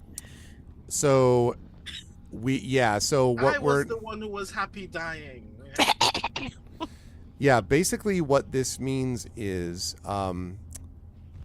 okay, what this does is this sets up a timer. You are going to be temporarily incapacitated, Merime. This is going to set up a timer, which the only one who's conscious of this is going to be Rowan. Rowan, you can tell that there's something wrong because Merime is like not. You manage to both dig yourselves down, but Merime, you can hear sort of like, internally, like inside the flour and sugar is coughing. No one else, and also the telepathy drops. Merime cannot concentrate on it right now. So We're all of fine. you are cut off from each other for a moment. Yeah, that's not good. This is how I want to go, guys. Don't worry. Go ahead, Rowan. I immediately minor illusion. Okay, what's the illusion? To cover over. What are you doing? The box is full of rats. It still has sugar and flour in it, but it is also full of rats, and the rats are knocking the edges of the crate. Okay. All right. But you can't wait, Brandon. You can't do vision and sound with a minor illusion. It's one or the other. Merime is making a sound. The Yeah, sound of Merime's making coughing the sound. rat. Okay, I'm just saying. Okay. We'll see. It may not be that sound may not be enough to get Hadriana to notice anyway. But I'll keep that in mind. In the event. Okay. Interesting. Wow. When you choke, you don't actually make sound anymore. So depending on how badly I felt that Constitution throw, I might just be, Yeah. not breathing. It's sort of a coughing. You're not like fully. You didn't actually take a lungful of this, but it. Yeah. Okay. I'll come back to that. Thank you for that. Wow. 80 months of tier 2 support, Shadow Mage. Good gravy. Oh. Thank you so much. I appreciate that. Awesome. Thank you so much, Shadow I Mage. cannot remember how many years that is, but it is some years. 6 years, 6 months, I believe. You know what also makes a Wow. good gravy? Flour. Okay, maybe Good not the gravy. best time to make that. Unfortunate timing. I kind of need to put liquid in flour. Mermaids, well, she's got for it to saliva. This is become a delicious. gravy. Mm. Now I'm curious whether that liquid is sweat or blood. Yeah, oh, jeez. Oh, that's right. That's right. I'm sorry. 6 years, 8 months. My bad. That's right. I can do math. Okay, Ilarion. Same issue for you. Okay, Which is, dude, there is no way there is enough meat to cover me. It is not possible. This thing would have to be 3 orders full. I know it's not that full. I mean, you could just theoretically drape the already flattened meat underneath you on top of you, so it just all looks like It's meat. just minute steaks. It's Lady Gaga all the way down. Yeah. Put up your hood. You're fine. I mean, the hard part is your bare body against the bottom of this crate will break the crate, but okay. Yeah. A So, thump comes from my crate. all right. A thump is going to come from your crate. Okay, this is assuming, like, okay, a thump comes from your crate. Mm-hmm. Yes? Yes. Okay. So, with that in mind, And then So I'm she- listening for footsteps to walk over, and it's very important I tell what side she approaches from. okay. So, my Tides of Chaos has already been given to Cliff, as to recall. right. So, she begins to, that's right. So, she begins to step forward because you hear a couple steps. And then Cliff says, "Oh, yeah, I'm sorry. Like that was there was just some stuff rolling around inside. I didn't manage to secure everything exactly the right way." And she says, Thump. right, and she says, "Well, it seems to keep happening." Yeah, I know, but it's fine. It'll be fine. And she sort of she kind of like pauses, and then he says, "Look, here's the truth." And there's this dead silence, and then he says, "I have these meals that I've been making to honor the Emerald Claw. And, well, it was the big summoning is coming, right? You told us about it, and I thought it was really important that we, I thought it was important that I showed my care for the claw. And, so I have brought these things, and they need to be brought outside the temple. And then I was going to have a celebration for the acolytes. We were all going to meet there, and I was going to set it up on the tables outside. Now, you can look in these boxes if you want, but what you're going to find there is stuff that might not, I don't know, it might not seem worthy of the claw. But this is the thing about my father. You acted like I was close to him. Well, I used to be. And then there was a time that he told me I wasn't going to amount to anything. The Emerald Claw is the only one that ever cared enough about me to let me do what I loved, which is to cook. I just wanted to show my appreciation. Rowan, I heard something about a Tides of Chaos coming. Yes. Right. So Cliff has advantage on one attack roll, ability check, or saving throw. What I like about this is that he's not even aware of it. Right? that he Yet is. he does not know. I was trying to make this huge, beautiful meal, and then one of your acolytes decided to cast Animate Dead on my supply of meat. That's why it's knocking around. That's why it in does this- that. And if I ever wanted to Tides of Chaos again after this point, I would need to Wild Magic. Okay. So you do the Tides of Chaos, and she pauses and she says, Well, no. Anytime I cast a spell after this Tides of Chaos. you have to get, okay, all right, we'll keep that in mind. So she says, That's a good story, Cliff. I don't know if I believe it. He says, all right, look, if I just show you this one box, you'll believe me, right? All right, Cliff. Nisiana, you hear steps approaching your box. Oh, crapola. He lifts the lid, and light pours in, and you see Hadriana looking down at you. And you are, as I believe you told me, right? And she says, and this? He says, well, it's one of the acolytes. You saw her when she came in. She wanted to help me make the meal, and I told her it wasn't allowed. And she said if she could do it, it would show how much she really cared about the Emerald Claw.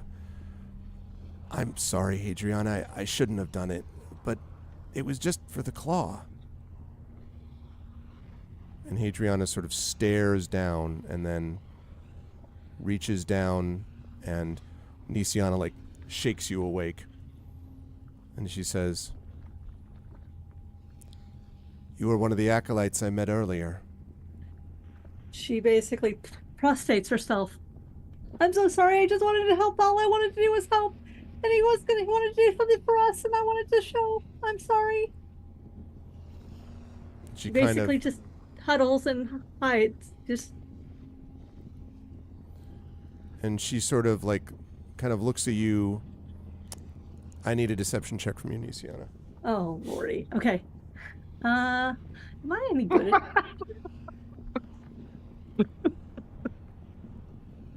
Clerics are wonderful at lying. Just, you know. You know what? I think I'm going to go ahead and use my hero point at this point. Gee, that seems like a wise use of this at this time. I did this deception. So I'd inspire you, but I'm busy becoming bread, Nisiana, You so saw I that in can't Zoom. help you. I saw that in Zoom. Okay, so let's see. I'll do deception. Let's see what happens there. Oh God! But that's why she's using the hero point. Yeah, but my hero point's only 1d6. I'm sure it'll be enough. Eberron, why have you forsaken us? Yeah, that's enough. That gives me an 8. What else can you Can you make yourself vomit right now? Out of sheer Exactly. Well, you think I'm kidding, but I'm really not. Or piss yourself. Willingly fail a con That save would work right too. now. Yeah.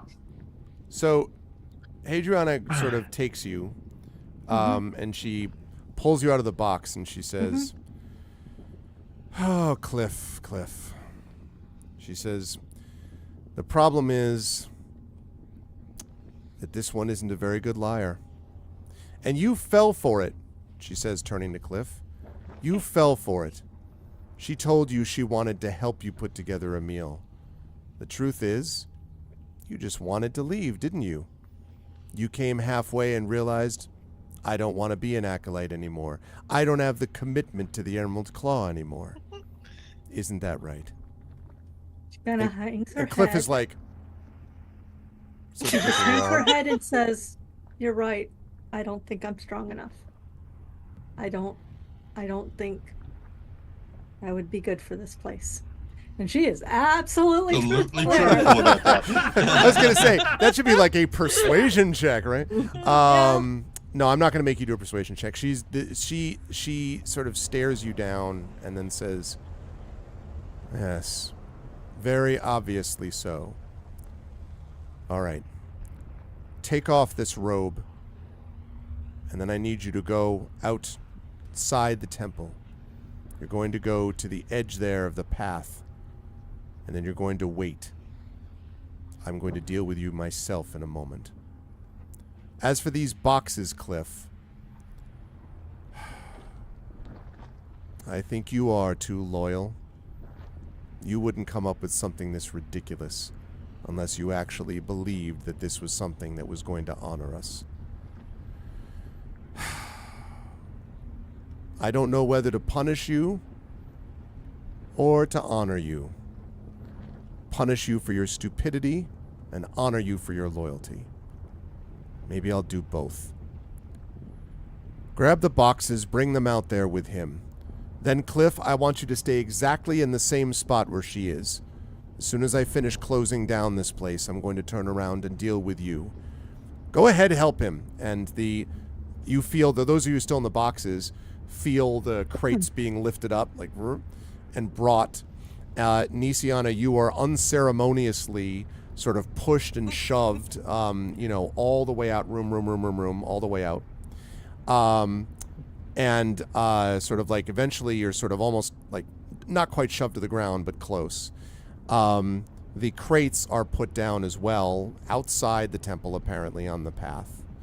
How far past? Real quick, this is important. How far down the path? Because you can tell it moves from stone to like the crushed gravel. Yeah. How far down the path you did we go? You hear we... the of the gravel. Right. And then the crates are, placed down. And Nisiana, you can see that the crates are all placed down on the gravel. Hadriana sort of turns and says, all right, you two. And the skeletal guards, the skeleton warriors, are about like 25 feet from you. And she says, all right, watch them. I'm going to be back in a moment. And Cliff, she turns to Cliff and says, don't move from that spot. And she turns around and she heads off. And Cliff has just been sort of silently watching the whole time. And as soon as she's far enough away, Cliff says, you better get out of here. Whispering to you, Nisiana, you better get out of here. She's going to be back any minute. Okay, we're outside, yes? Yes. Mm-hmm. All of the boxes are outside. That's true. I have the device that summons the ship. You going to do it? Hell yes, I'm going to summon the ship. I'm summoning the ship, and I look at Cliff, and I say, you need to come with me. With you? What do you mean? You need to come with me now. Merame, make a Constitution saving throw for me. Can we hear them talking outside? Can we hear them talking outside? Yes. Jeez. Oh my God, Mermaid! Those of you at home, that was a 6. I need you to take 16 points of damage, Merame, as you are asphyxiating. I'm fine. Inside my box, in a box of sugar do more damage than most bladed weapons. It's amazing how when the bladed weapon equivalent ends up in your lungs, how much more damage that does. I have to be clear. I did not take damage fighting the vampire. No, you did not. Right? But this pile of sugar is your mortal enemy now. There is maybe some narrative, like there is some karmic knowledge to me about this. There's something ironic about the bard literally choking. Yeah, well, there's that too. And from the meat box comes, you don't have a choice. Once we leave these boxes, the warriors will know something is up, and you were behind it. Wait, if there's no warrior, oh wait, there are two warriors, but they're about 25, 30 feet away. Okay. But they're watching us. She told them, watch them. Right. As soon as we move, you're dead. You must come with us. Plus, we said we owe you a future in showbiz. Assuming our agent just didn't get killed. You aren't really part of the Emerald Claw, are you? Afraid not. And by helping us, you're complicit in the incursion. So you really have no choice. I'm sorry to put it to you this way, said the talking box of meat, but it's true. And he kind of, you can live with the undead, or you can live with the living. And Nisiana, like, you see him kind of look towards the place, and he says, you know, I lied about my father. I do still care about him. But I didn't lie about myself. They were the only ones that let me cook and sing without making fun of me for it. We can find a better place for you. You are wasted here. And I say These people don't laugh at you because they have no feeling. We want to hear you sing. My sister believes in you. And therefore I believe in you. Yeah, I have no idea. She is. Of course. Nisiana, I need a persuasion check from you. Oh, okay. All right. Persuasion. All right. That Oh, was nice. a 22. Thanks, Echo. The single digits are done. Oh my god. He sort of pauses and says, "All right. I guess I'm in as far as I can get anyway. Hooray, she's going to be back any minute." Whatever I had to do to click the thing, I've already done it. Yeah. They So you would have been to say summoned. the words are actually Night Spark is what she Okay. told you, right? Oh, hold on. Let me make sure I wrote it down. Jenna's. Okay, I did write it down. Okay. So, Night She Spark. would have said it. So when she, of course. So when We she all died says, because you couldn't remember the name. is it like Northspick. No, Northern Lights? Dark No, Flame. God damn it! Yeah. if I had not written it down as Nisiana, I would not have been able to say that she would remember it in this very, very I trying totally time. no. I accept that. for sure. However, Yeah. No, I agree. you know how much I hate writing down notes about shit. I was very tempted though to have you say Thundercats, but anyway. Thundercats, A curling sorry. glob of sparkling purple light shoots from the cylinder and silently corkscrews into the sky. And as you turn around, you can see the skeleton warriors like immediately start to walk towards you, and then there are and in the crates you just hear this sound, but Nisiana, you see these two bright green bolts from somewhere in the sky shoot down and just blast both of the skeletal warriors back like 15 feet into the dust. And That's you my can cue. see moments later, the Cerberus sailor breaks through the clouds and fully visible in the bright moonlight. And almost before you know it, there are several skiffs landing in front of you, and yeomen who are wearing the Institute of the 12's livery help you move your quarry aboard. And on top of the deck of the ship, you can hear Afira yell, "Hurry it up! They're on their way now!" And you can see the dong of the complex has started to go off again. And so the 12 basically Bust lift you out. up. Tantan comes out just dripping blood, by which I mean tomato sauce. No, Tantan just like the lid slowly creaks open, and he is covered. And he just comes out like, And it feels like, "Oh, we're not pretending." Okay, Yeah. right. Alarian, you bust out. I think you can probably do that even without them. So they just sort of look at you as this meat forged. Now Pretty sort much, of yeah. challenges From the forward. waist down. Nisiana badly bruised, but still around. I assume you're able to, make your way I quickly. shove Cliff towards the bridge. I'm going for the box that hasn't opened or is with Rowan. Okay. And my Yeah, And me a couple of the other If they haven't livery done are it there yet. too. Yep. So when they pull it open, Rowan is up there. You see Rowan. You do not see Merime, and you just see Rowan's face, like Rowan looking up at you. And I don't know what you want to say, Rowan, but It's just like a flat ocean of flour with two eyes poking out. Well, like, go! And I dig for my sister. I get up, I reach for Merime and lift Merime out of the box and start Okay. running towards it. give me another con check, please, Mermaid. Just when I got just a con check. Yes. Please don't start dying. My lord, I don't like constitution checks. But you made it. I think what that means is that you are going to take damage again, but I think you are going to be able to at least be pulled, towards the you could be dragged along, basically, more or less.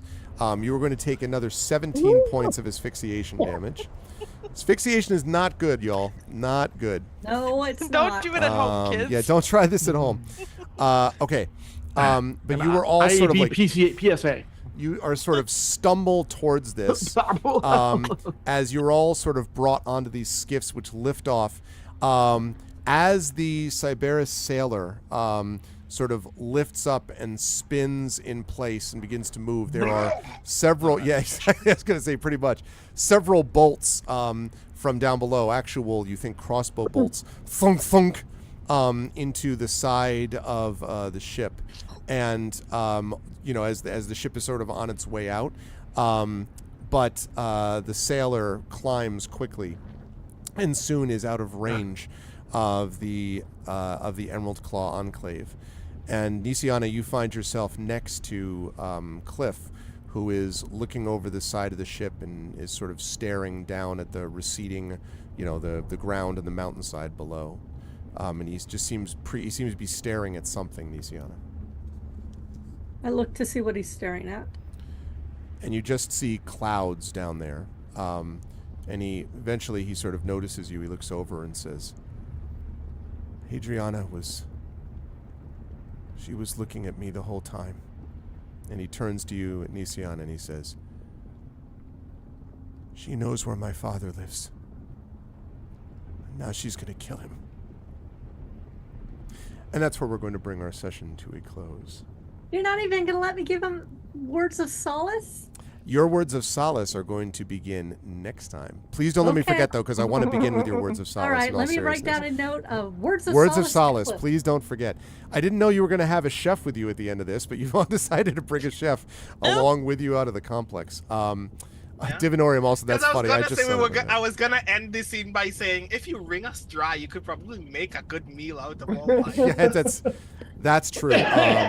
Good gravy again. That was no joke. That was extremely tense. I honestly thought this could be either a big fight, which we would have had to do next time.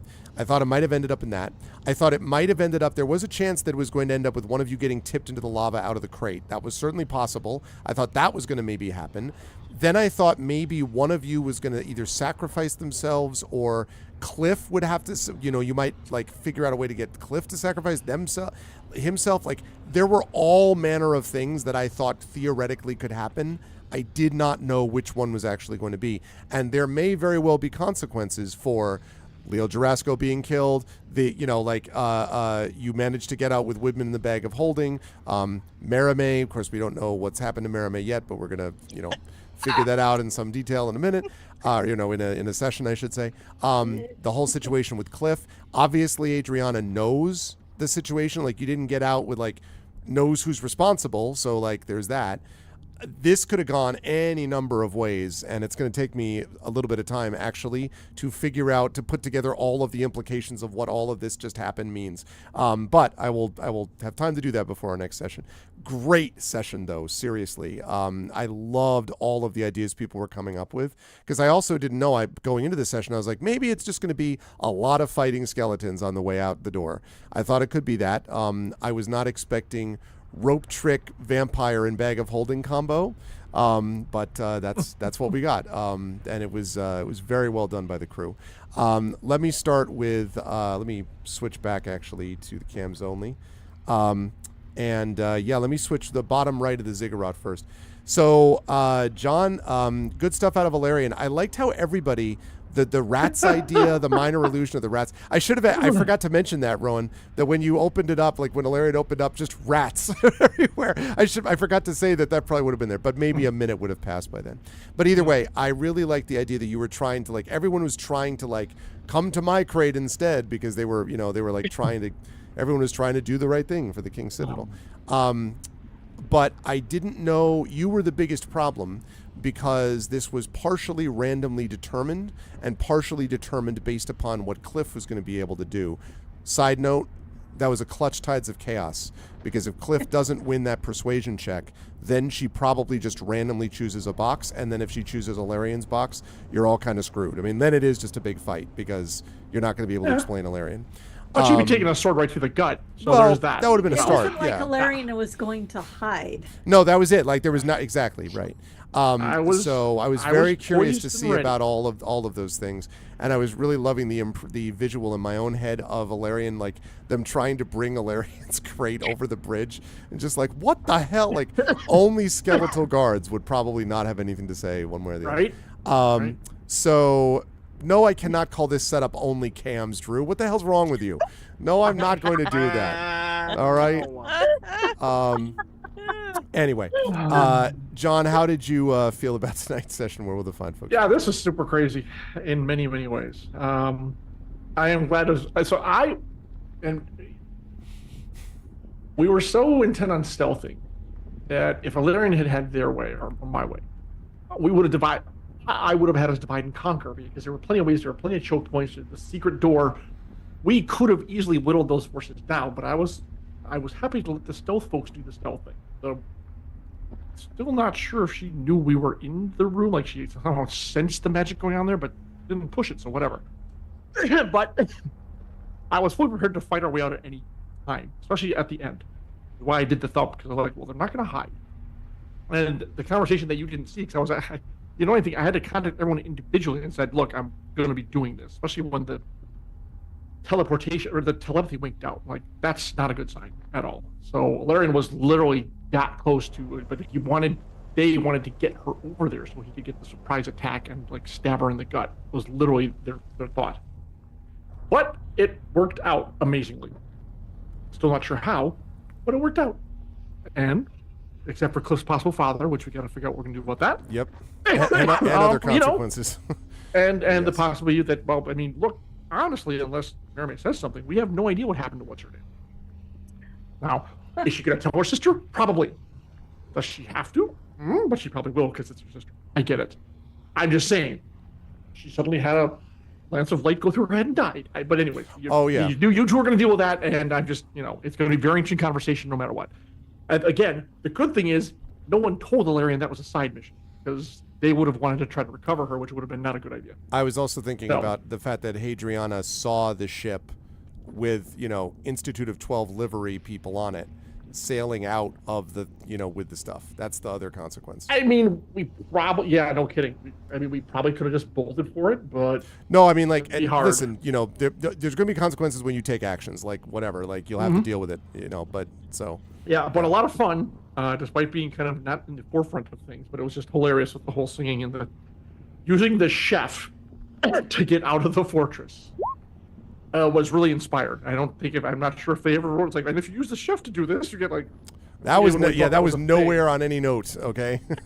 That was not on the note. So, yeah, it's very clever on Mermaid's part, and hopefully she didn't, hopefully her singing voice is not impaired by the, half pound of flour she inhaled. I'm fine. So, yes, this was awesome, despite me not being able to fight my way out, which I was really looking forward to be honest, but I let the planners plan this one out, and we got out. We got the main target, the one I know about. So as far as I'm concerned, this is a successful mission. And if we can help his dad, see what we can do. So yeah, looking forward to the next session. Again, the BattleTech Humble Bundle still going on. It's going on for another week and a half or 2 weeks. You got plenty of time, but go check it out. $30 for 120 novels. No kidding. It's an incredible deal. So go check that out, folks, and spread the word. Make sure that people who might have ever wanted to get into BattleTech, here's the perfect time to enter into the fiction. So I will be here whenever we play next, whenever that is. Not sure when. 2 weeks, I believe. Maybe. Yeah, that was a maybe for you. Yeah. Yep. Yeah. So, but yes, always a blast. Much fun. And yeah, consequences. Always consequences. Always consequences. Good stuff, John. Thanks. Good work tonight. Also good work out of Jen out of Nisiana. Obviously, the divine intervention was a good call. I really was kind of hoping that would work, just because that would be fun to see. But an 11, it's supposed to be very hard. It's supposed to be. I was in a game where it actually went off. I have been as well, but it was a video game version of it though. I had a divine intervention work once in a Celesta game. We were in a We Blend game or a Fantastical Escapes game, and our bard did it. And went off, and the host's mother thought we won D&D because she didn't really understand what was going on. But we won. It was fine.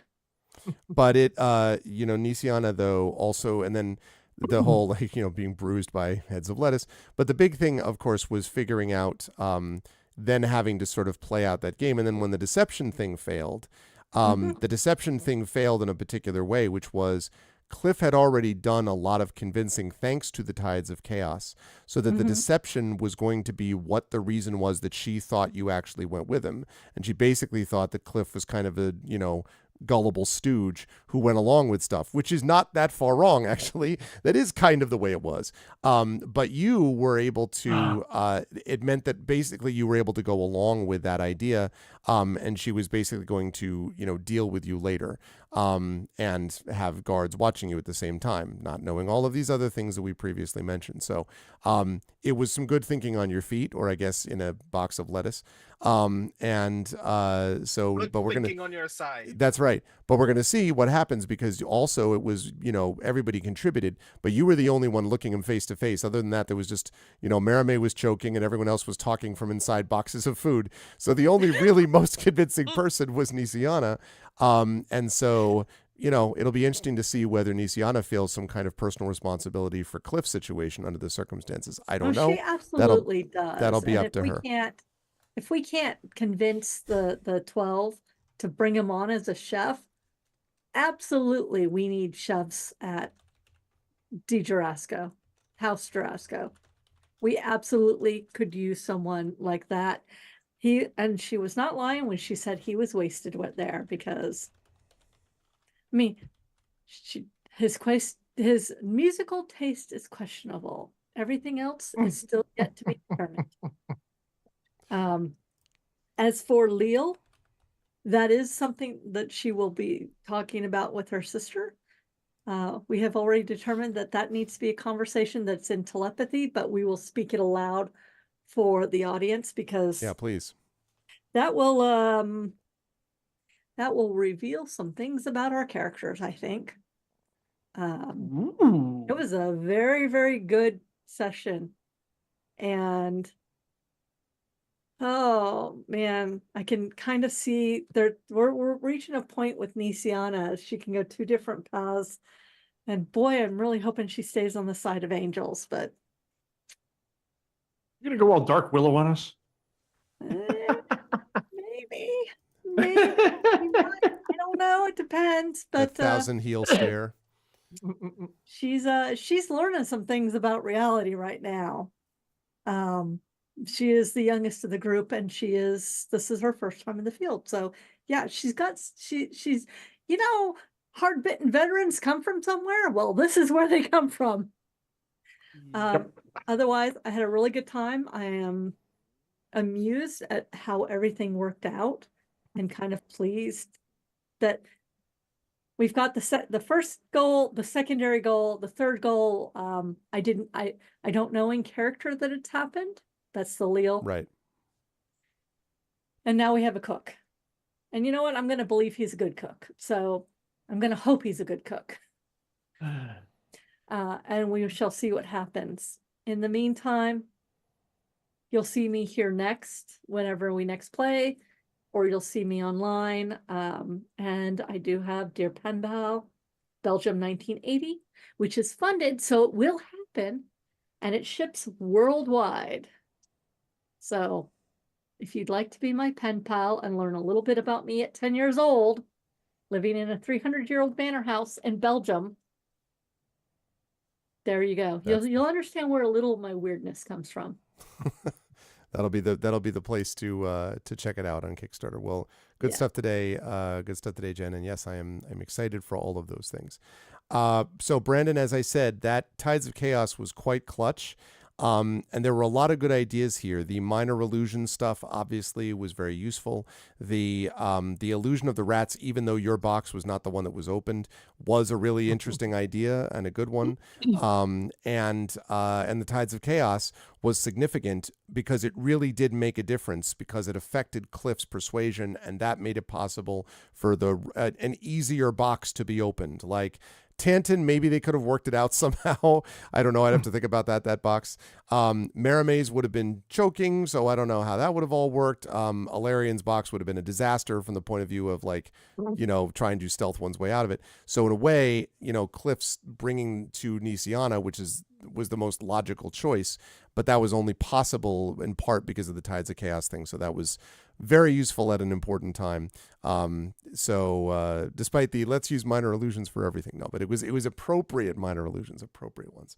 And now we'll have some things to think about in terms of, and also some good contributions there at the end in terms of what Cliff's future was. Both you and Alarian talked about that from your boxes, but like what the future was for, Cliff at a place like this. And that I thought was interesting too. How did you feel about today's session? Where will the fine folks find you next? one of the things I think I know, I think I know a lot definitively about how Rowan deals with problems before they join the King's Citadel. And one of those things is always um secondary individuals, people on the outside of the con that I'm attempting to pull off, don't deserve to die because I'm attempting to pull off a con. So that's a lot of the energy that, like, why I was committed to Cliff at least not suffering in this moment is because Rowan would feel really weird knowing that we just need to get out of this place and this is our only way out and it should work. But if it doesn't work, it shouldn't be Cliff's fault. Which is why, like, another like secondary tension that I had in that moment that was very that didn't play out, but I was feeling very strongly, is that in a scene like this, if Rowan were alone, they'd sell themselves out 9 times out of 10. But Mermaid is also in the box. Which is why I wanted to make the box look as unappetizing as possible so no one would touch it. Hence the rats.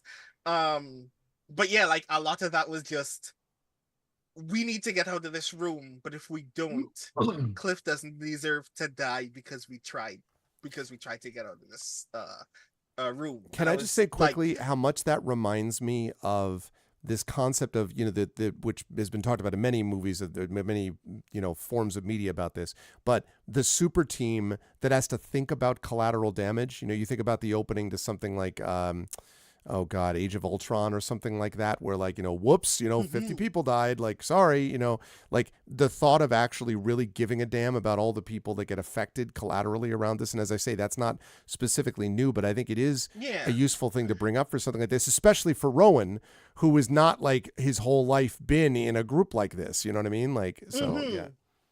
Yeah, the actual media touchstone that came to mind for me, because of obviously Ron Shallow, is leverage, and particularly leverage redemption. Right.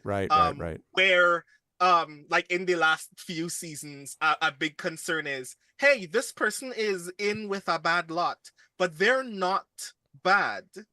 How do we make sure that actually bad people get punished, but make sure that they get spared or they learn a lesson about the thing that is happening in this moment? Yeah. That's how I felt about Cliff in that moment, which is why Rowan is actually freaking out. If Rowan was here by themselves, they'd be like, yeah, there are some things that I can do here. I might get stabbed a couple of times, but at least I'll be out of this dungeon. And then thinking about Cliff and also Merime, complicating that was actually very interesting for me. As for where you can find me, I am almost everywhere on the internet at The Rising Tides. My next game thing will be another session of Arcanites, a Power Rangers actual play over at twitch.tv/ArclightCourt. A lot of things are happening. We are now in other dimensions, and I've met myself in the timeline where I get old, mentor one of the most reckless rangers that I've ever seen, and then watch all of my friends die. It's been a lot. So definitely join us for that next session. As for all the other things that I am doing, first and foremost, Grey Shade. Please, everybody, continue to support Grey Shade if you have. But very, very soon you're going to see some playtest documents you're going to see what the classes look like right now, and we are encouraging you to break them. Greg himself literally wrote the encounters within which he would like you to break them. So please, if you have already been backing the game, please support the actual development of the thing by playing the thing and telling us how it works. As also mentioned, Tomb Raider Shadows of Truth is also available for playtesting, so please check that out because I just think that it's rad. As for con things, as Marie will also testify, CanCon Virtual is coming up very, very soon. I am going to be moderating a poetry panel with Eugene Bacon, Nisi Mali, and Tiffany Morris, and it's going to be really, really rad. And also a lot of other really kick-ass people are also going to be there. And I will also mention, because sometimes I forget that even though this is not a virtual convention, a lot of virtual things are also happening at this year's Bocas Lit Fest, my home literary festival here in Trinidad and Tobago, has events at a building called the Old Fire Station that are always live streamed. And I bring this up not only because this year is particularly cool to me, because all of Friday's content on all of the day 2 content on this year's Bocas Lit Fest program are actually speculative, or a large portion of it is I speculative. saw that actually. But Yeah. as a result, you will see a lot of very kick-ass writers who including friend of the show Primi Muhammad, will actually be at the Bocas Lit Fest this year. So definitely support the Bocas Lit Fest. This is the year I'm trying to bully as many people as possible on the Bocas team to actually do more speculative content year round. So if they see a lot of foreigners watching the live stream, that's going to be very good for us. So please support the Bocas Lit Fest, which will be the very last weekend of April, the 25th to the 28th of April. So please support in any way that you can. And I think that's me. Good stuff. Thanks, Brandon. Super cool on all fronts. Good stuff tonight.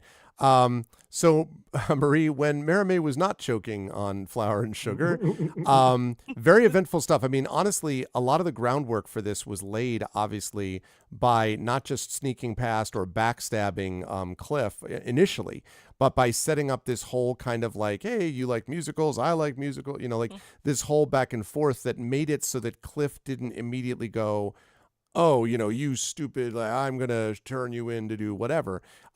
You did manage to befriend someone enough that this person was then able to, with the aid of some seriously good rolls. Let's keep in mind we had a lot of 20s in a row there, or like high rolls for a while there.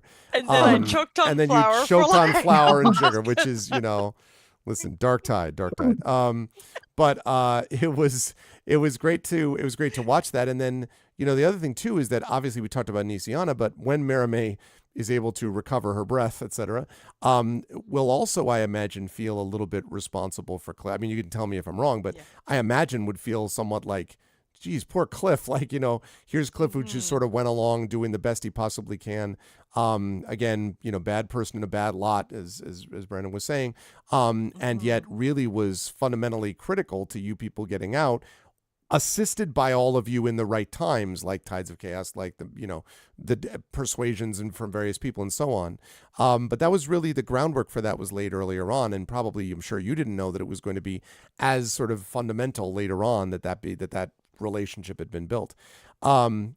And then otherwise, obviously, just sort of figuring out how to arrange all of it when all of you were doing that run around here, like very Metal Gear Solid, run around here, let them go up here, go around this side, wait for them to come back, like all of this stuff, carry the one. There was all this stuff. We're technically in a box too, so it all works out. No, it's true. That's true. Right. And if they did, that would have been the big exclamation point, ring, as it goes up. Anyway, how did you feel about today's session, Marie? Where will the fine folks find you next? I had a ball. It was a good session, lots of fun role play. I feel really bad for Cliff. Like in Merimé, once she's, conscious and aware and has worked flour out of her lungs. She's definitely going to try to make it up to him. And then, like, for all the joking back and forth, like, he is a good guy and he does deserve to be somewhere better than the Emerald Claw. Somewhere maybe less dangerous, although he didn't seem necessarily unhappy, but nobody was enjoying his good food nor his good singing. So, but she will very much try to make it up to him and to save his father and stuff like that. Like, for her, it's important whether or not they can do it themselves or get some help to save him and get him out of the Emerald Claw's way. That's to be determined. But but I had a lot of fun with Cliff. I mean, he's a good guy. I don't know if he'll ever want to speak to me again because I really manipulated him, if we're honest. 100%. I mean, okay, Ilarion is not my masseuse, okay? I'll admit it. I was cracking me up. You were coming up with all told you the whole truth. and you're like, my masseuse, my guard, my jester. I'm like, you're like running out of like entourage people, my secretary. I was like, okay, those three are fine. Your jester? Like what? I was running out. I don't have an entourage, Greg. That's all an entourage consists of. It's a masseuse, a secretary, a guard, and then a jester's number 4. The vital rules, absolutely. Yeah. Look, I choked, okay, in real life, although I put on a good show. I don't have an entourage. I don't know what to tell you. Yeah. But and then Merime had been holding a higher level spell slot precisely to use Rolithim's Psychic Lance. Yeah, that was on... something else. Did you know you were going to do that before the session began? Like, I was definitely going to do that if it came to that, or? Yeah, if we couldn't find her or if the opportunity didn't show itself, I knew I was going to do it. And the reason for it is that her sister told her that she had to be stopped or she was either turned or captured, and she had to be saved or silenced. Like, and we never determined what she was. I assume captured because we found her weapons, but we couldn't save her. Like, there's no way. There is going to be a conversation. Yeah, nobody knows right now except her. Like I said, it'll be a telepathic conversation, but she's working through it herself because she's like, it's a little bit of who am I, right? Like, it was basically like an assassination, right? And she doesn't know, was this person an agent of the Emerald Claw? Were they a prisoner? Could they have been saved with different? But it was like, this is the last chance. And if I don't do this, more people will suffer. So, and if this person is either turned or captured or not in a good place anyway, so this might be like, if they're the enemy, they're the enemy. And if they're captured, they're probably being tortured and, she's going to be like, I was like, and I kept the spell. I knew she was going to do this, but it was still like, oh, what did I just do? Yeah. So, yeah. So there will be some working through that. And right now, nobody knows except her what she did. But it will weigh heavily upon her. And then what she did manipulating Cliff too, it's like, whoa, girl. Just maybe have a spa day. A lot of realpolitik, as they say, going on with this. Like right. It can be seen possibly the beginning of our villain arc. Just putting that out there. Right, and is it like how far? If it's not necessary for the King's Citadel, then how far are you willing to go to save those you love, and at what point have you crossed too many lines to turn back? Right. Anyways, it's going to be interesting role play, I think. But regardless of murder, Merime had a great time tonight. Murder and choking. Murder and flour. Hey, that should be the name. Choking on flour and sugar. I mean, listen. So sweet. So thank you. And good role play. I know we threw a lot of twists and turns your way tonight, Craig. So good DMing. Oh, thank you. It was always a pleasure to work with this crew. And good stuff tonight, Marie. Thank you. And again, support Marie, virtual CanCon, but also get all the stuff. Pick up Marie's books, do all that stuff as well. All the stuff, yes. And thank you, Marie. And last but not least, Tren, of all of the ones that I was just kind of like the worst in crate visual, it was I was like, my nightmare would be go in a crate with tomatoes and like, what a disaster. No, it would be raisins. No, that would be worse, but tomatoes definitely would not be in my. That's up there. They're in the Nightshade family, after all. Right. This is what I'm saying. Like, oh my God. But so that visually, and then the thing where you were coming up like because you're like, that's what I must do. I was fully prepared to do that from before we left. I mean, the moment they put me in the crate, and I was like, tomatoes. What could? Oh, yeah. That's right when the idea came. If somebody opened it, I was gonna come out zombie style, right? And it was just and I mean when they were bringing you over the whole bringing you over the bridge, and the thought about that, like there was also that about like what at what point are you going to be able, because you wouldn't be able to hide either, but it might be different. Like you could be like, I'm covered obviously in blood, that's what matters here, or whatever. The only one who was completely without excuse was going to be Ilarion, who's just like, I'm a Starforge with meat around me, but that's pretty much it.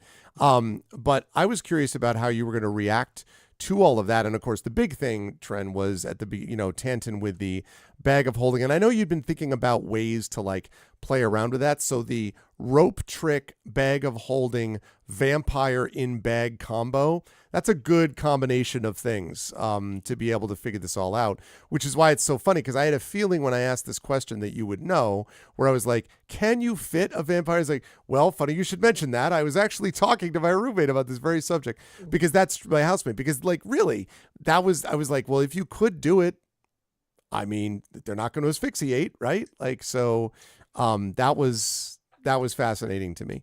And I guess my question for you is just how long did you have that chambered and ready, like that idea of, because I know you've thought about the bag of holding idea before, but in this context, and how'd you feel about the session, et cetera? That idea came to me before we ended the last Zoom call. Okay. So when we finished the last game and you were off doing your outro, getting ready to shut your stream down, right, and the rest of us were still saying our good nights in the Zoom call, I was thinking about it then. Okay. And basically yesterday, well, last night, kind of this morning, I had grabbed my tape measure and I was like, okay, so how wide am I? Is that 3 feet? Oh, that's 2 feet. I can do this. And then I went and talked to him and he showed me the video of the dude jumping through the 2 foot wide thing. I'm like, all right, cool. We have science.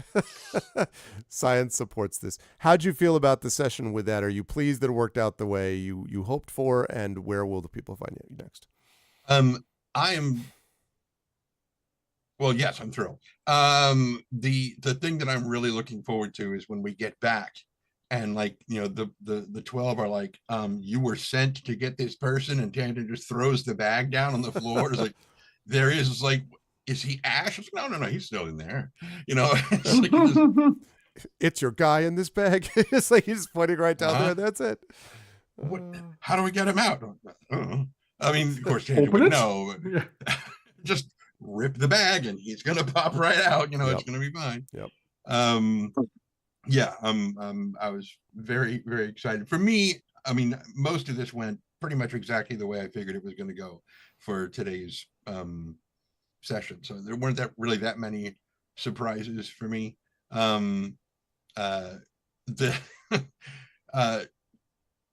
Earlier in the week when I was talking to some of my other furry friends, and I had mentioned that we were going to be doing the thing, and Bran, who I had said hello to just before we went on break, he was in the channel watching because he plays D&D as well, and I'm listening. They're, like I said to you, what the hell is your name? Arv. They're playing Fortnite, and I got their stream live, and somebody just redeemed it. Yay! Right when I said he plays D&D, it was yay!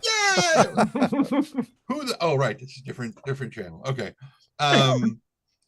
But it just, for me, kind of the greater joy was knowing that one of my other furry friends who really enjoys D&D was watching us pace back and forth with sitting in boxes, and I'm like, this is the worst possible time for him to be here. And then the point at which they took off to go do their own stream and play Fortnite, that's when everything kicked off in our, like, damn it to hell.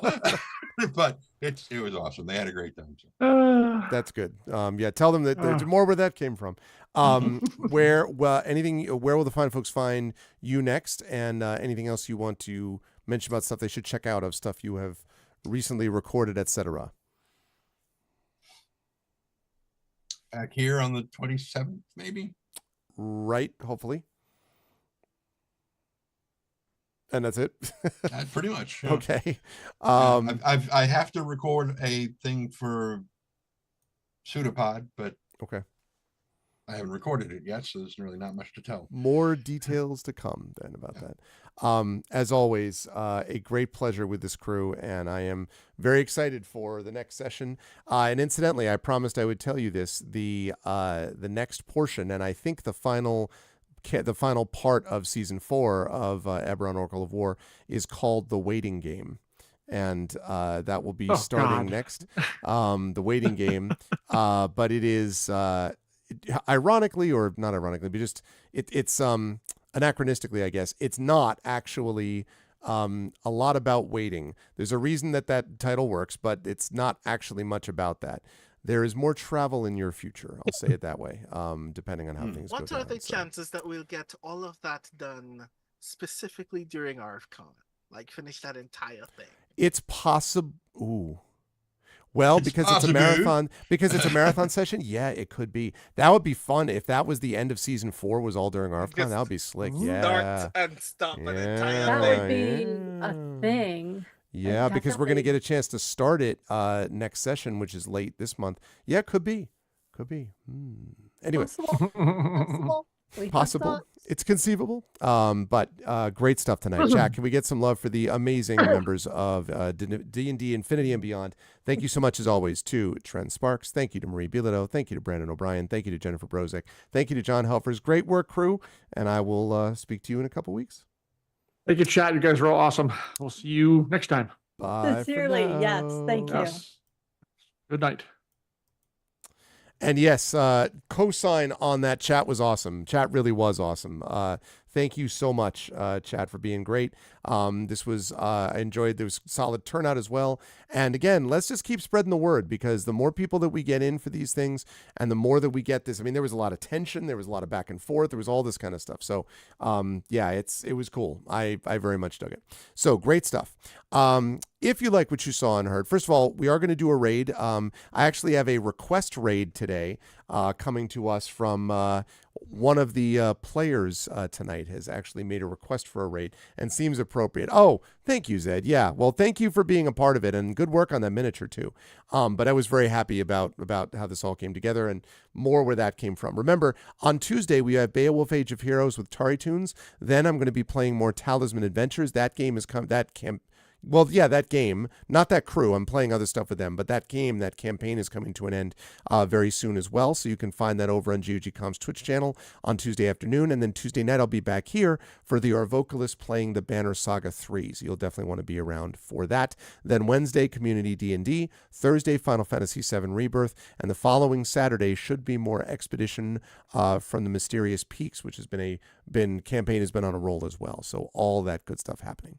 So with all of that said, if you like what you saw and heard, please follow the channel. Please check out our YouTube at !ArvTube, Discord !ArvCord, Twitter !ArvTweets, website ArvanEleron.com, also !ArvSky for my blue sky. Again, those of you who are watching on the YouTube channel, thank you so much. And please make sure to subscribe over on my YouTube channel if you haven't already. Free for you to do that, but really helps us out. So please support if you possibly can.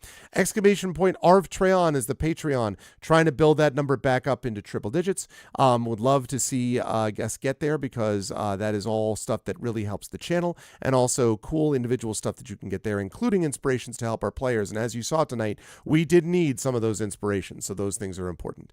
!Arv shop is the merchandise area. You can get this shirt. You can get this merchandise right here with on the back, the Infinity and Beyond crew, which is the best bad idea we've ever had. So you can do that. You can get shirts like this, plus stuff coming soon for Expedition of the Mysterious Peaks. You can get Shire Adventure stuff. You can get channel stuff, all kinds of cool stuff that you can get over on Arv Shop. You can also support us, the shop, the Patreon, also by subscribing to the channel, which several of you did today, either subs or resubs. And that's really great too. Gives you those custom sub badges and emotes to use here, there, and everywhere across Twitch, and also allows you to get inspirations if you support at a high enough tier to support our players as they play in their various tabletop adventures. So please consider doing that as well. We have a really good raft of emotes now, and so I would love to see those spread out and used everywhere across the power of Twitch. Would be lovely. On the publishing side, Icarus, that's my graphic novel from Athos Arts. Library, that's my Tales and Tomes, The Forbidden Library, my 5e adventure and sourcebook from Alligator Alley Entertainment, and Greyshade, my Greyshade IP. That's the stuff I've been focusing a lot of my creative attention on. Greyshade and Renegade, first two books in the Grey Assassin trilogy are coming. Those are already out. Also, the audiobook of Greyshade from our very own Trent Sparks, who you just saw tonight, that is also out. You can get all those at that link. You can also pre-order the tabletop role-playing game of Greyshade, which, as we said, is going into playtesting within the next few days. That's going to be out late this year. Brandon O'Brien is the designer for that, who you saw tonight, and that's coming out from the amazing Alligator Alley Entertainment, again, towards the end of the year. You can pre-order that right now. You can also pre-order the final book in the Grey Assassin trilogy called Heretic. Blurbs are starting to come in. People apparently really like this, which is great, because I am proud of it and I worked hard on it and all that. So I hope it is going to land with the general public as well as it has landed so far with people who've read it ahead of time. That, again, edited by the amazing Emily Bell and from Athos Arts. So you can pre-order that now. As Prince Justin always says, pre-orders are love, pre-orders are life. So please jump on board and support with that as well. Last but certainly not least, BLM, Black Lives Matter. Important to affirm and assert the significance and importance of Black lives. Help Now, which is the World Health organization page on suicide prevention. Important to reach out to others when you need help and reach out to others when they need help as well. And exclamation point Ukraine, UKRAINE, to help the fine people of Ukraine as they fight back against an illegal and illegitimate war with bravery and courage, and send the message we will do so for others in that situation in the future. So to keep this, thank you, Live Suing. The Arvanauts have landed. We're going to do a raid tonight. Arvanauts have landed. That's followed by Twitch raid, lowercase Twitch, uppercase R, lowercase AID, and also sub raid. If you are a sub, you can use all of those emotes. Arvany Hype, Arvany Roar, Arvany Swit, Arvany Love, Arvany Smug, Arvany Blown, Arvany Witch, Arvany What, Arvany Sing, all the Arvanys when you were brought over automagically. Please go do that, and then feel free to go wherever, but if you can do that raid first, that would be lovely. Again, this is a raid by request of one of the players, so would like to see us have a good showing for that. Thank you to my wonderful mods. Thank you to Drew the Damager. Thank you to Shadowed Mage. Thank you to Triffity Mats. Thank you to the Rising Tides, the best mods in the business. Thank you to my wonderful Patreon supporters and subscribers. Thank you to Drew. Thank you to Shadowed, to Triffid. Thank you to Trend. Thank you to Zed. And thank you to my wonderful viewers. Thank you to Baron Valor. Thank you to Betrader. Thank you to Divinorium. To Dragon Spear, who was hiding out in the background but is a mod. Thank you to Flash Arc. Thank you to Gone Eden. Thank you to Harlequin. Thank you to Impulse Power, to Jagtris, to Joseph, to Live Suing, Marie Bilodeau, Mrs. Dunsel, Radio Johnny Panda, and Thordax Mommy. And a special thanks tonight to my wonderful players. Thank you so much to Tren. Thank you to Marie. Thank you to Brandon. Thank you to Jen. And thank you to John for being awesome. Always a pleasure to have all of you here. Please stick around for the raid right after the video. And I'll see you folks back Tuesday afternoon, early afternoon, for more Beowulf Age of Heroes and Tari tunes. Until then, and this campaign coming up in 2 more weeks. Until then, everyone, please be good to each other. And once again, have a good night.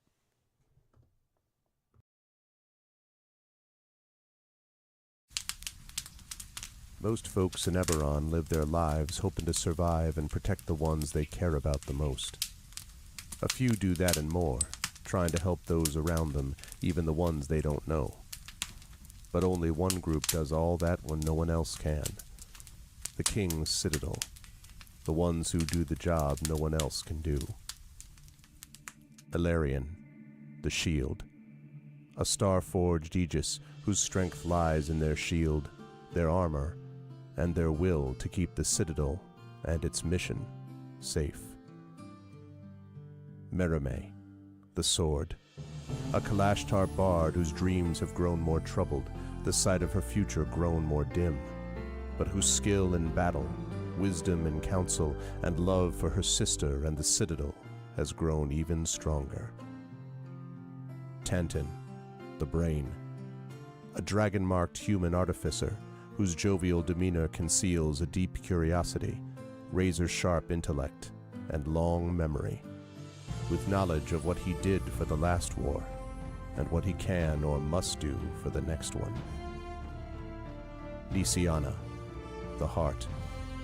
A dragon-marked halfling healer whose love for her sister is matched only by her desire to help and heal the members of the Citadel, even as the threats they face grow stronger and stranger, and even if she herself can't know where the next path might lead.